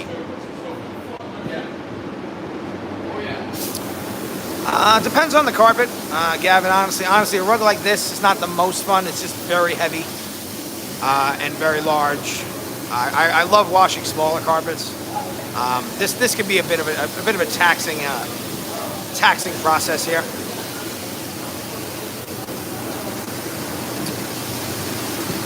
Now, Mark, you're assuming that I can get everybody in my family to read that book. And that might be harder than, that might not be that easy at all. So much coming out of this rug still. Oh, yeah. So now, what we've been doing in this rug, it's been a pet treatment. Now, this particular pet treatment we use is has a lot of surfactant in it, so it actually does a really good job of cleaning. It's actually a relatively new product from a company called RCI that we started using a couple months ago. If there's any rug cleaners who are watching this, I know there's a lot of rug cleaners that do watch other rug cleaners. If you're watching right now and you've kind of seen these guys and their products, they do actually work really well. So we've been testing it for them a little bit. We've been testing them out a little bit, and they do work great. But anyway, so this product now does remove the urine. It deodorizes as well. And it also, it actually just, because of the surfactant level, does a really good job of cleaning. But we are still going to re-clean the front of this one more time. And the main reason for that is back to that pH thing I had mentioned. This chemistry is not the correct pH to leave wool in. So we are going to, so if we clean with this, there's a chance after the rug might feel a little stiff. Now there is a way to manually, with some machines, remove that stiffness if there's a little bit of soap left behind. And actually all these soaps that we use here, all of our cleaning products on rugs, they're actually end cap products, they're encapsulation products. So when they dry, they actually crystallize and they vacuum away, taking any more residual dirt with them. So every rug that we clean in our shop actually goes through a secondary dusting process to make sure we remove any of that, any of the soap we may have left behind.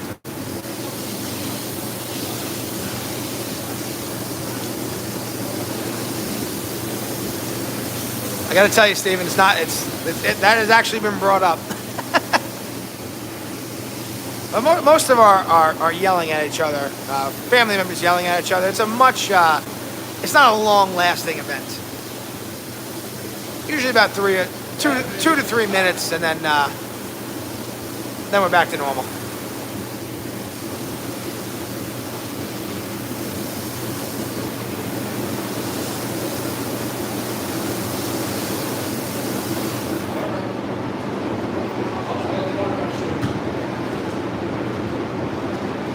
This rug is actually looking very good. Now you're seeing some of that dirt and urine still leaking out. And that's another reason why we're going to clean the front of it again, just to kind of further push a little more of that out. I would say maybe one more rinse before we put the bucket down. Yeah, I think so. I got a big one.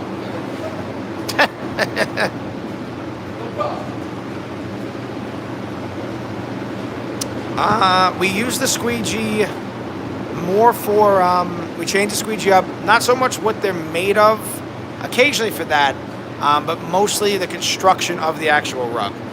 So like on shag rugs, we'll use the roller one usually.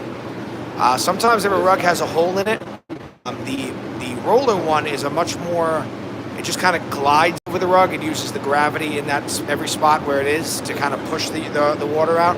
Whereas this squeegee can kind of, we're pushing down on it actively, so you can kind of, you might snag that hole or that tear and make it worse.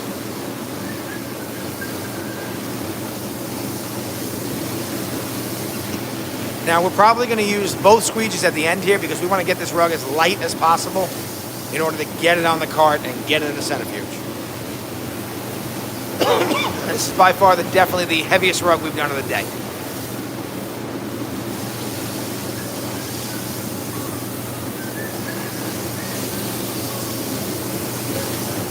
There we go. I like it. Yo! Guys! 1.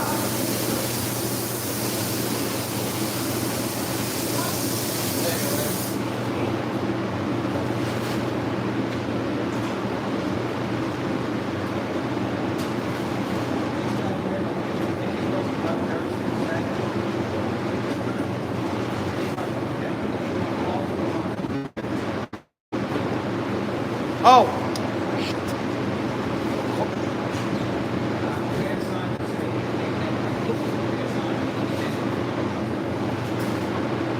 Get him on the phone.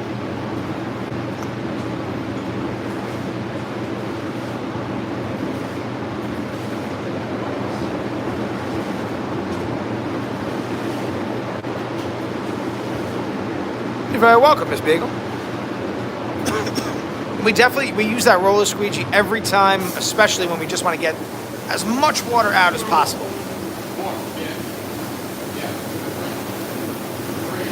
All right, so now we're going to throw down a. Yes, Curtis, that is actually all we do. We do guarantee 100% odor removal to every customer, and we strive to get, all the urine out as possible. But a lot of the chemistry we use makes that very possible.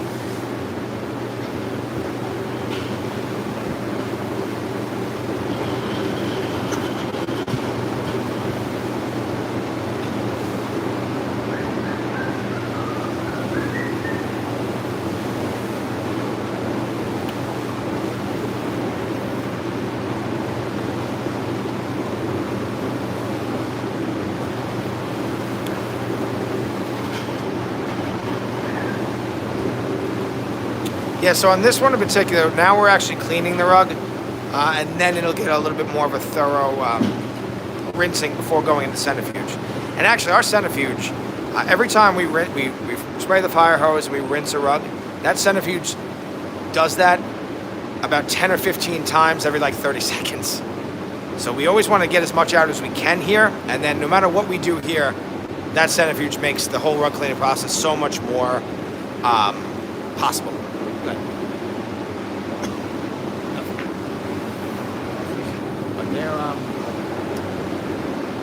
their shit.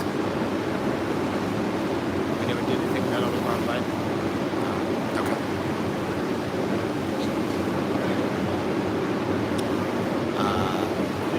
How's that little one? The little one. Let's get that. We'll just get that toe on and wrap that. I'll tell him after this. Yeah. Okay.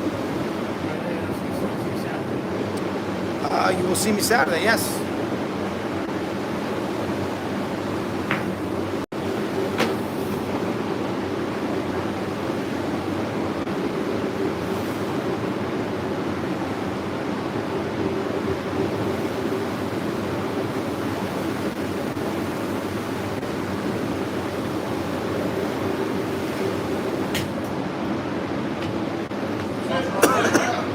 Are there areas? I'm sorry, guys. Just answer the question for Jason over there in the distance. Are there areas of presority on a wool rug like this? Well, it's pretty. The rug itself is pretty porous in general. Not like any more in one area than the other. But yes, they suck the water in very. I think the front would be a little bit more porous than the back. Actually, sometimes on the back of rugs we have a hard time getting the cleaning solution through the knots of the rug because just get it done. So in general, when we're cleaning rugs,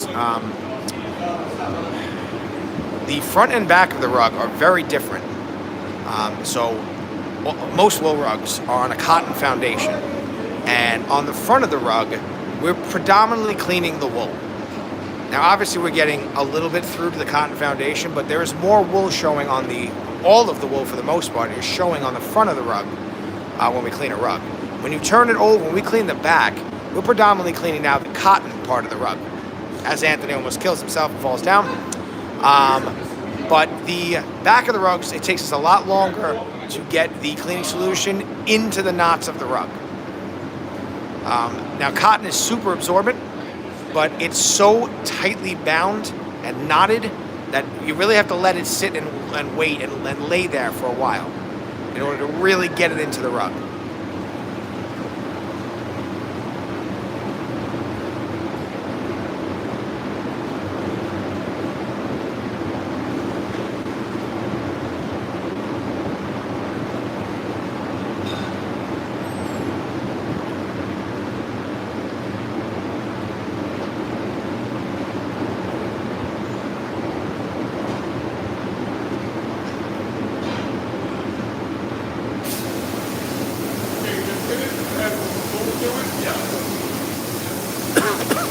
All right, so at this point now, we are kind of just doing the final rinsing of this rug. And that's going to require a couple of rinses. We're going to get as much of the soap out as we can now and stuff like that. Just get all the last dirt we can actually get out on the washboard. And then put on our centrifuge. And that will be the last rug of the day. Yep, he made it look good though. His little spill there. Very graceful with his almost falling. Very graceful. Yeah, you didn't fall down. You caught yourself.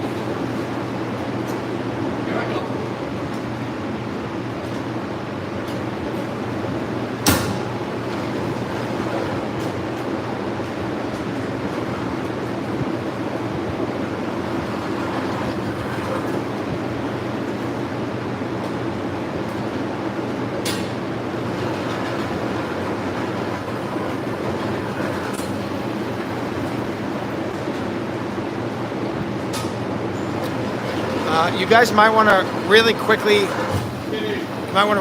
power wash the fringes just a little bit. And I would say we probably can get this off the wash floor. Give yourself a little room. Yeah, just lift it like normal, and then I'll take it off.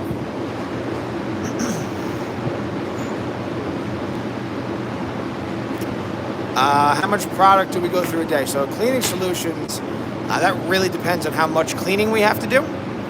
But in my mind, the more cleaning solution I can use, the better. That means I'm cleaning more rugs.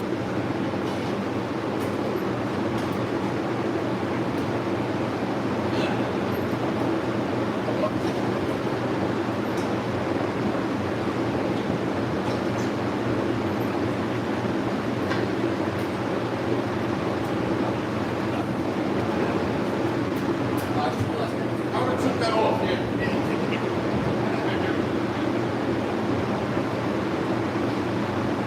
Okay.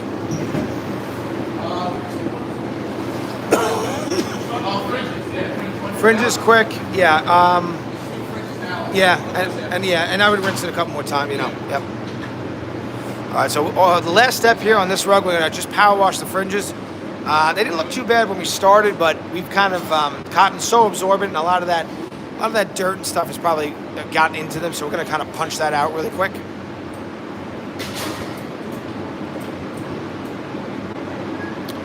And again, this is the last rug we're gonna be cleaning on today's live. But if you have any questions, please feel free to ask them before we tune out after finishing this one. And again, we really appreciate everybody who watched with us today. And we got a ton of subscribers. Thank you all very much. If you subscribed to us today, we really appreciate it. We had a lot of people who keep tuning into this live. We really appreciate you guys a lot as well. And it seems like everybody likes these videos, so we're gonna keep making them.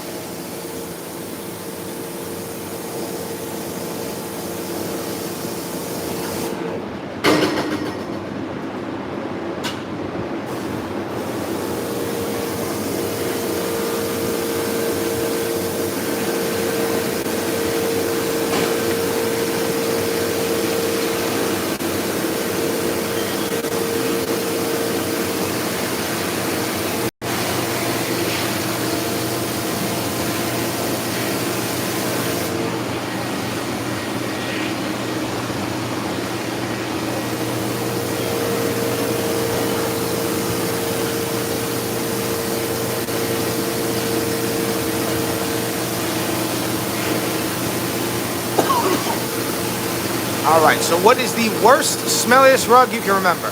So we, I remember it vividly.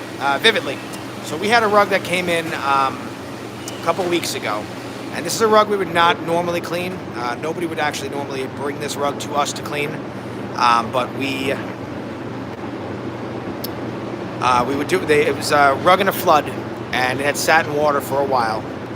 And it was absolutely covered in mold. And normally a restoration company would just toss this rug out. They would go through insurance. They would buy it. The insurance company would replace the rug.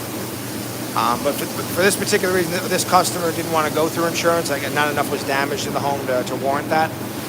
So we attempted to clean the rug. It actually came out great, but I couldn't get all the mold out of the knots in the rug, so the rug wasn't. I couldn't bring it back to them in a safe condition.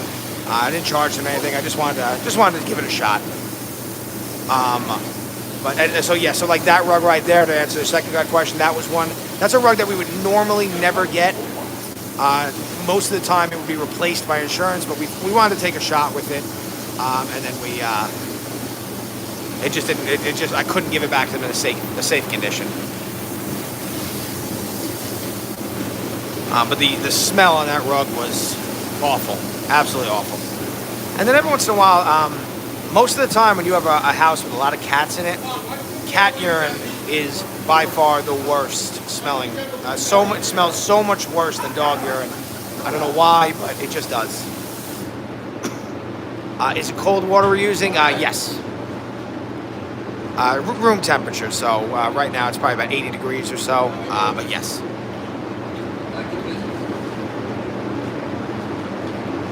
And the reason we don't use heat is heat can cause wool rugs to bleed.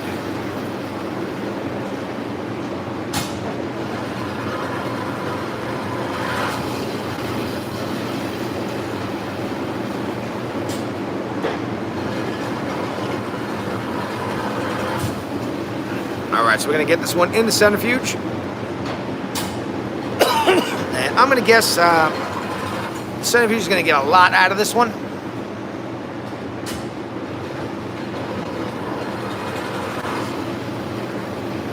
And there you go. See, you guys taught me something today. More ammonia. But it's some of the cat ones they're just. We actually had one. We actually did it live a couple weeks ago. Maybe last week. We had a rug in a plastic bag soaking with our pet treatment, and that one had cat urine on it. And even just the color is it's a much more like orangish kind of brown urine color, where dog urine is more of a brighter kind of yellow.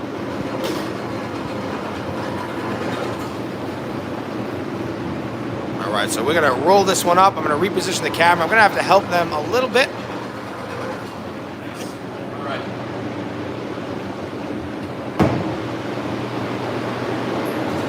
We're having a little.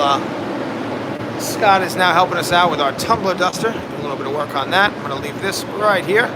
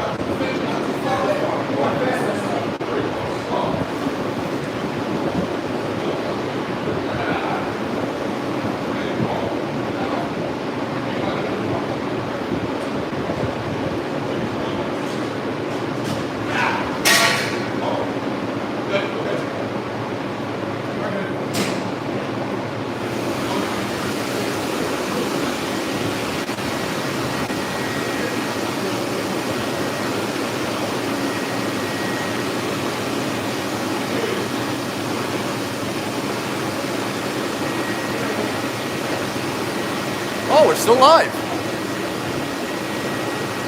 It's all about the teamwork. That's it.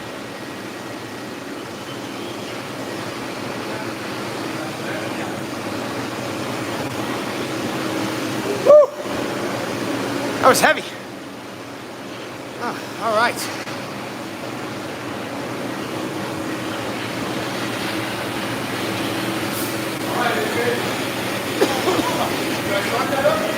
I'll start that one. Yeah.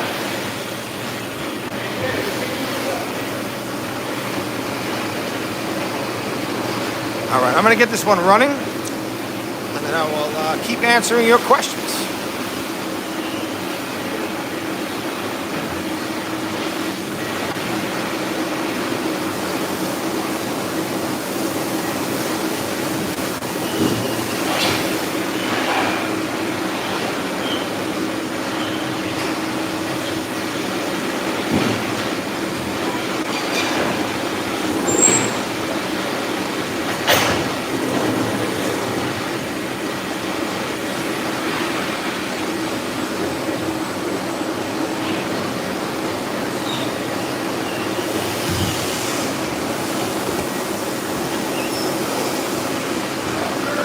Okay. So I'm going to try to get this rug to catch in there.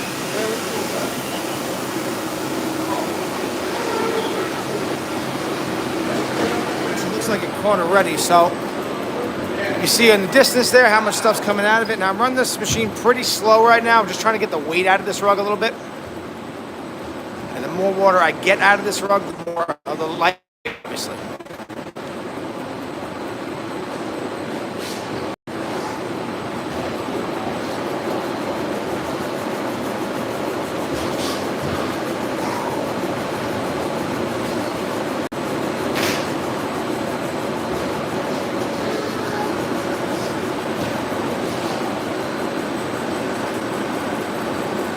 So I just turned the water on. I put some new water into this machine. And while I'm kind of running this, let me answer some questions.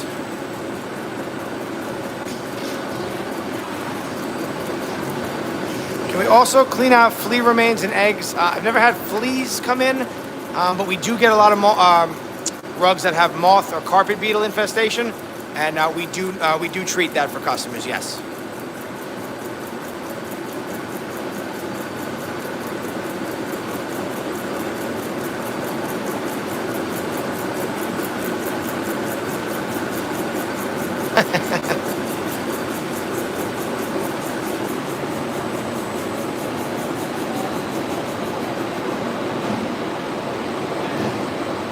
All right, so we're rocking and rolling here in the Centrifuge right now. This rug has completely opened, and you can tell, you can kind of hear there was a little bit of a sound coming from the machine. That's the rug still kind of maybe in the middle, not completely caught, and now it's almost silent. And now I know that rug is caught, and I can see how much more water is coming out of the rug. And once it catches, I can actually start to run the machine a lot faster.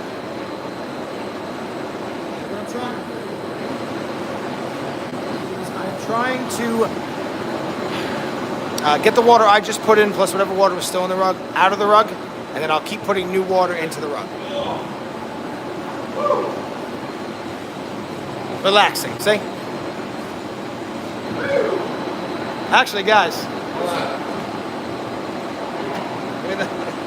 give me the thumbs up. There it is. Calendar, baby. We have an office-only calendar that we make every year.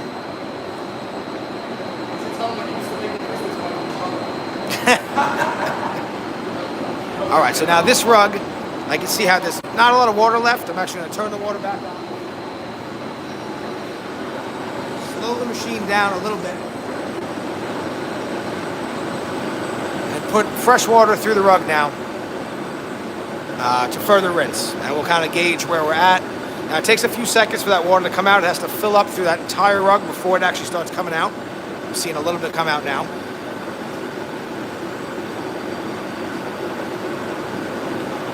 Oh shit. Kimberly said the floor is dry now. Time for a dance off.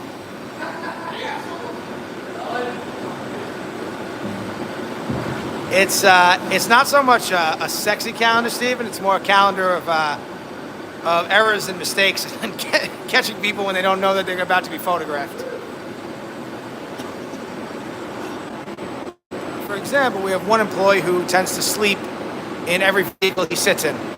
So we had an entire month of just him sleeping.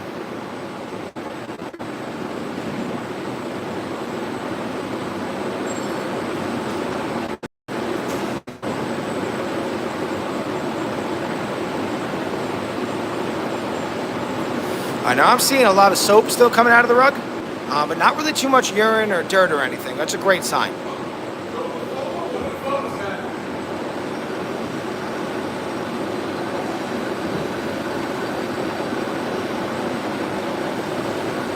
I'm going to put a little bit more water through the rug.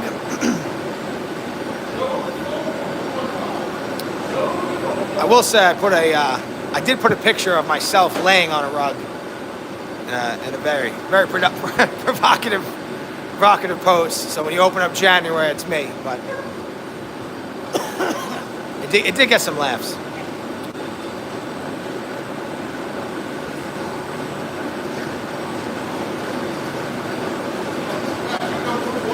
Not yet. Not yet, not yet.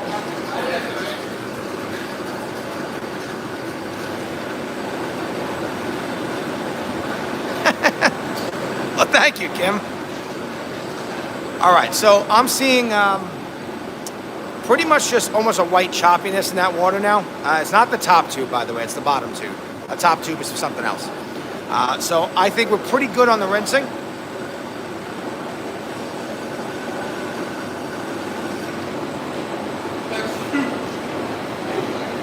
And now I'm going to work on getting this rug dry. Now, I usually always tell everybody it takes about 3 minutes to get a rug dry. On this one, maybe a slightly longer. It's so big and a pretty thick rug, a lot of water in it, so maybe 3.5 minutes, but still very quick.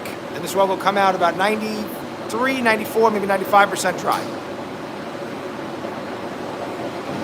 So I need about another 3 minutes or so, and then I will. Then we'll see how we did.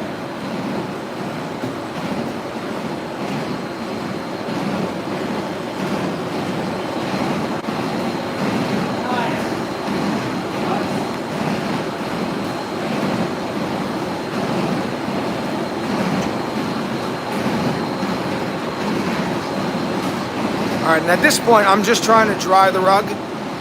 And what I'm really looking for is just a slow trickle out of the pipe all the way down there. And I think somebody told me I can do that. I can. I can zoom in. Okay. So the water looks very clear. I'm just waiting for it to kind of just stop, just start to trickle out of that tube. So they actually make a like a rug crane specifically to use with this cart.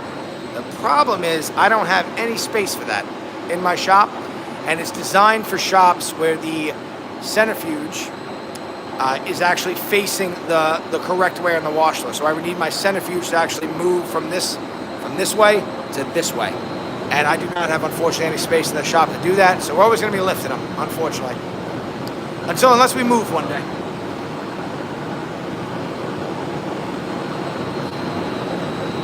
All right, so we're almost done here. We're going to get this one out. I'm going to speed it up a little bit.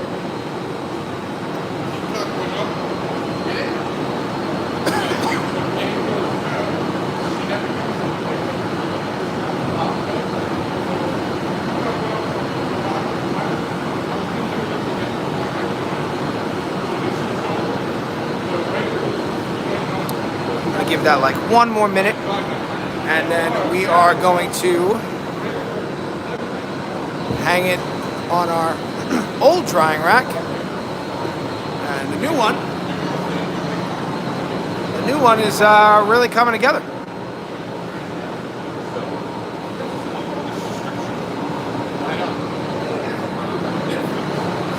All right, so I think I'm going to stop this machine now. We're going to take this one out.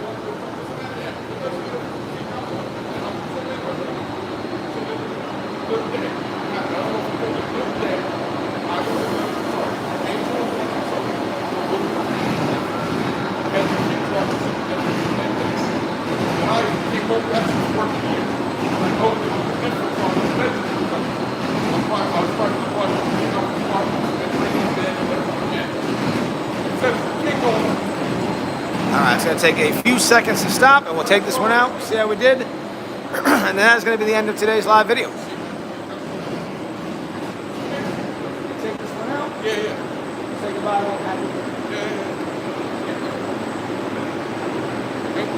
Ended up working longer than I said. No. That's not a bad idea, Miss Beagle.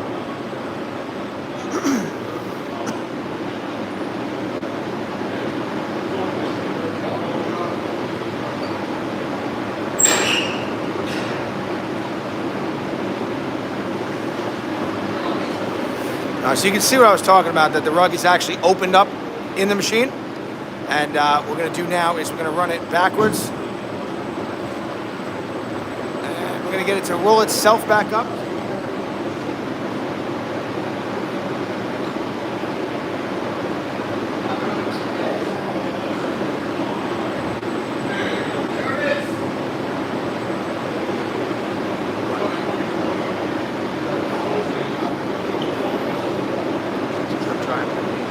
Put them outside. Don't forget them.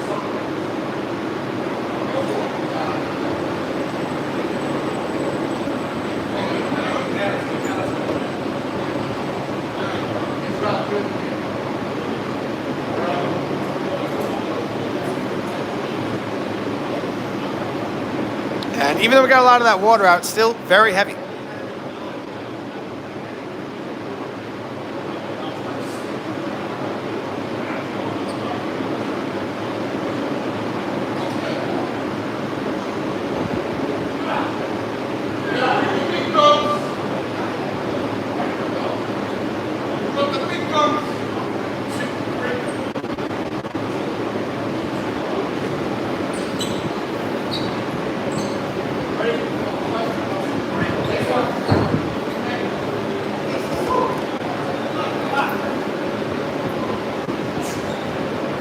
Okay, so heavy.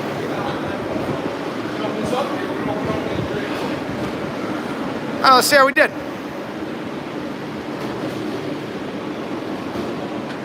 Awesome. All right, so the last step before we hang it, we're gonna groom it, yep.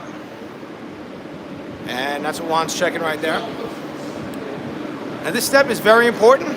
This is called grooming the rug. What you're going to see is because the side I'm standing on is that the rug is starting to get lighter. So what we're actually doing here is we're pushing the hair of the rug back to where it's supposed to go. And what that does generates a light side and a dark side. So if you keep that area in mind right there, and I go to this side of the rug,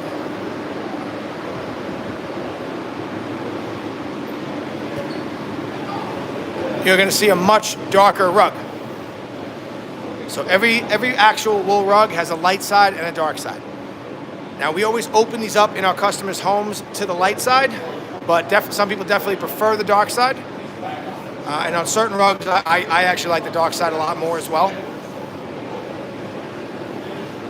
And again, if you're just tuning in, so this is the dark side of the rug, and it's crazy. As soon as I start walking to the other side,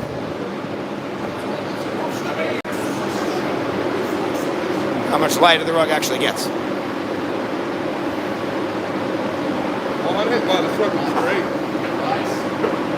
Look at that rug. All right, everybody. So that is the end of today's live video. We really appreciate everybody watching. Today you had our friend Scott came in to help us build our new rack.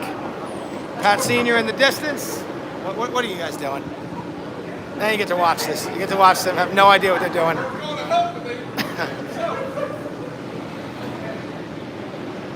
All right. So you got Anthony today. You got Joe. You had Juan. And I've been behind the camera all day. My name is Pat. We are ATC Rug Washing, Specialty Cleaning Services, coming at you live all day from New York on Long Island.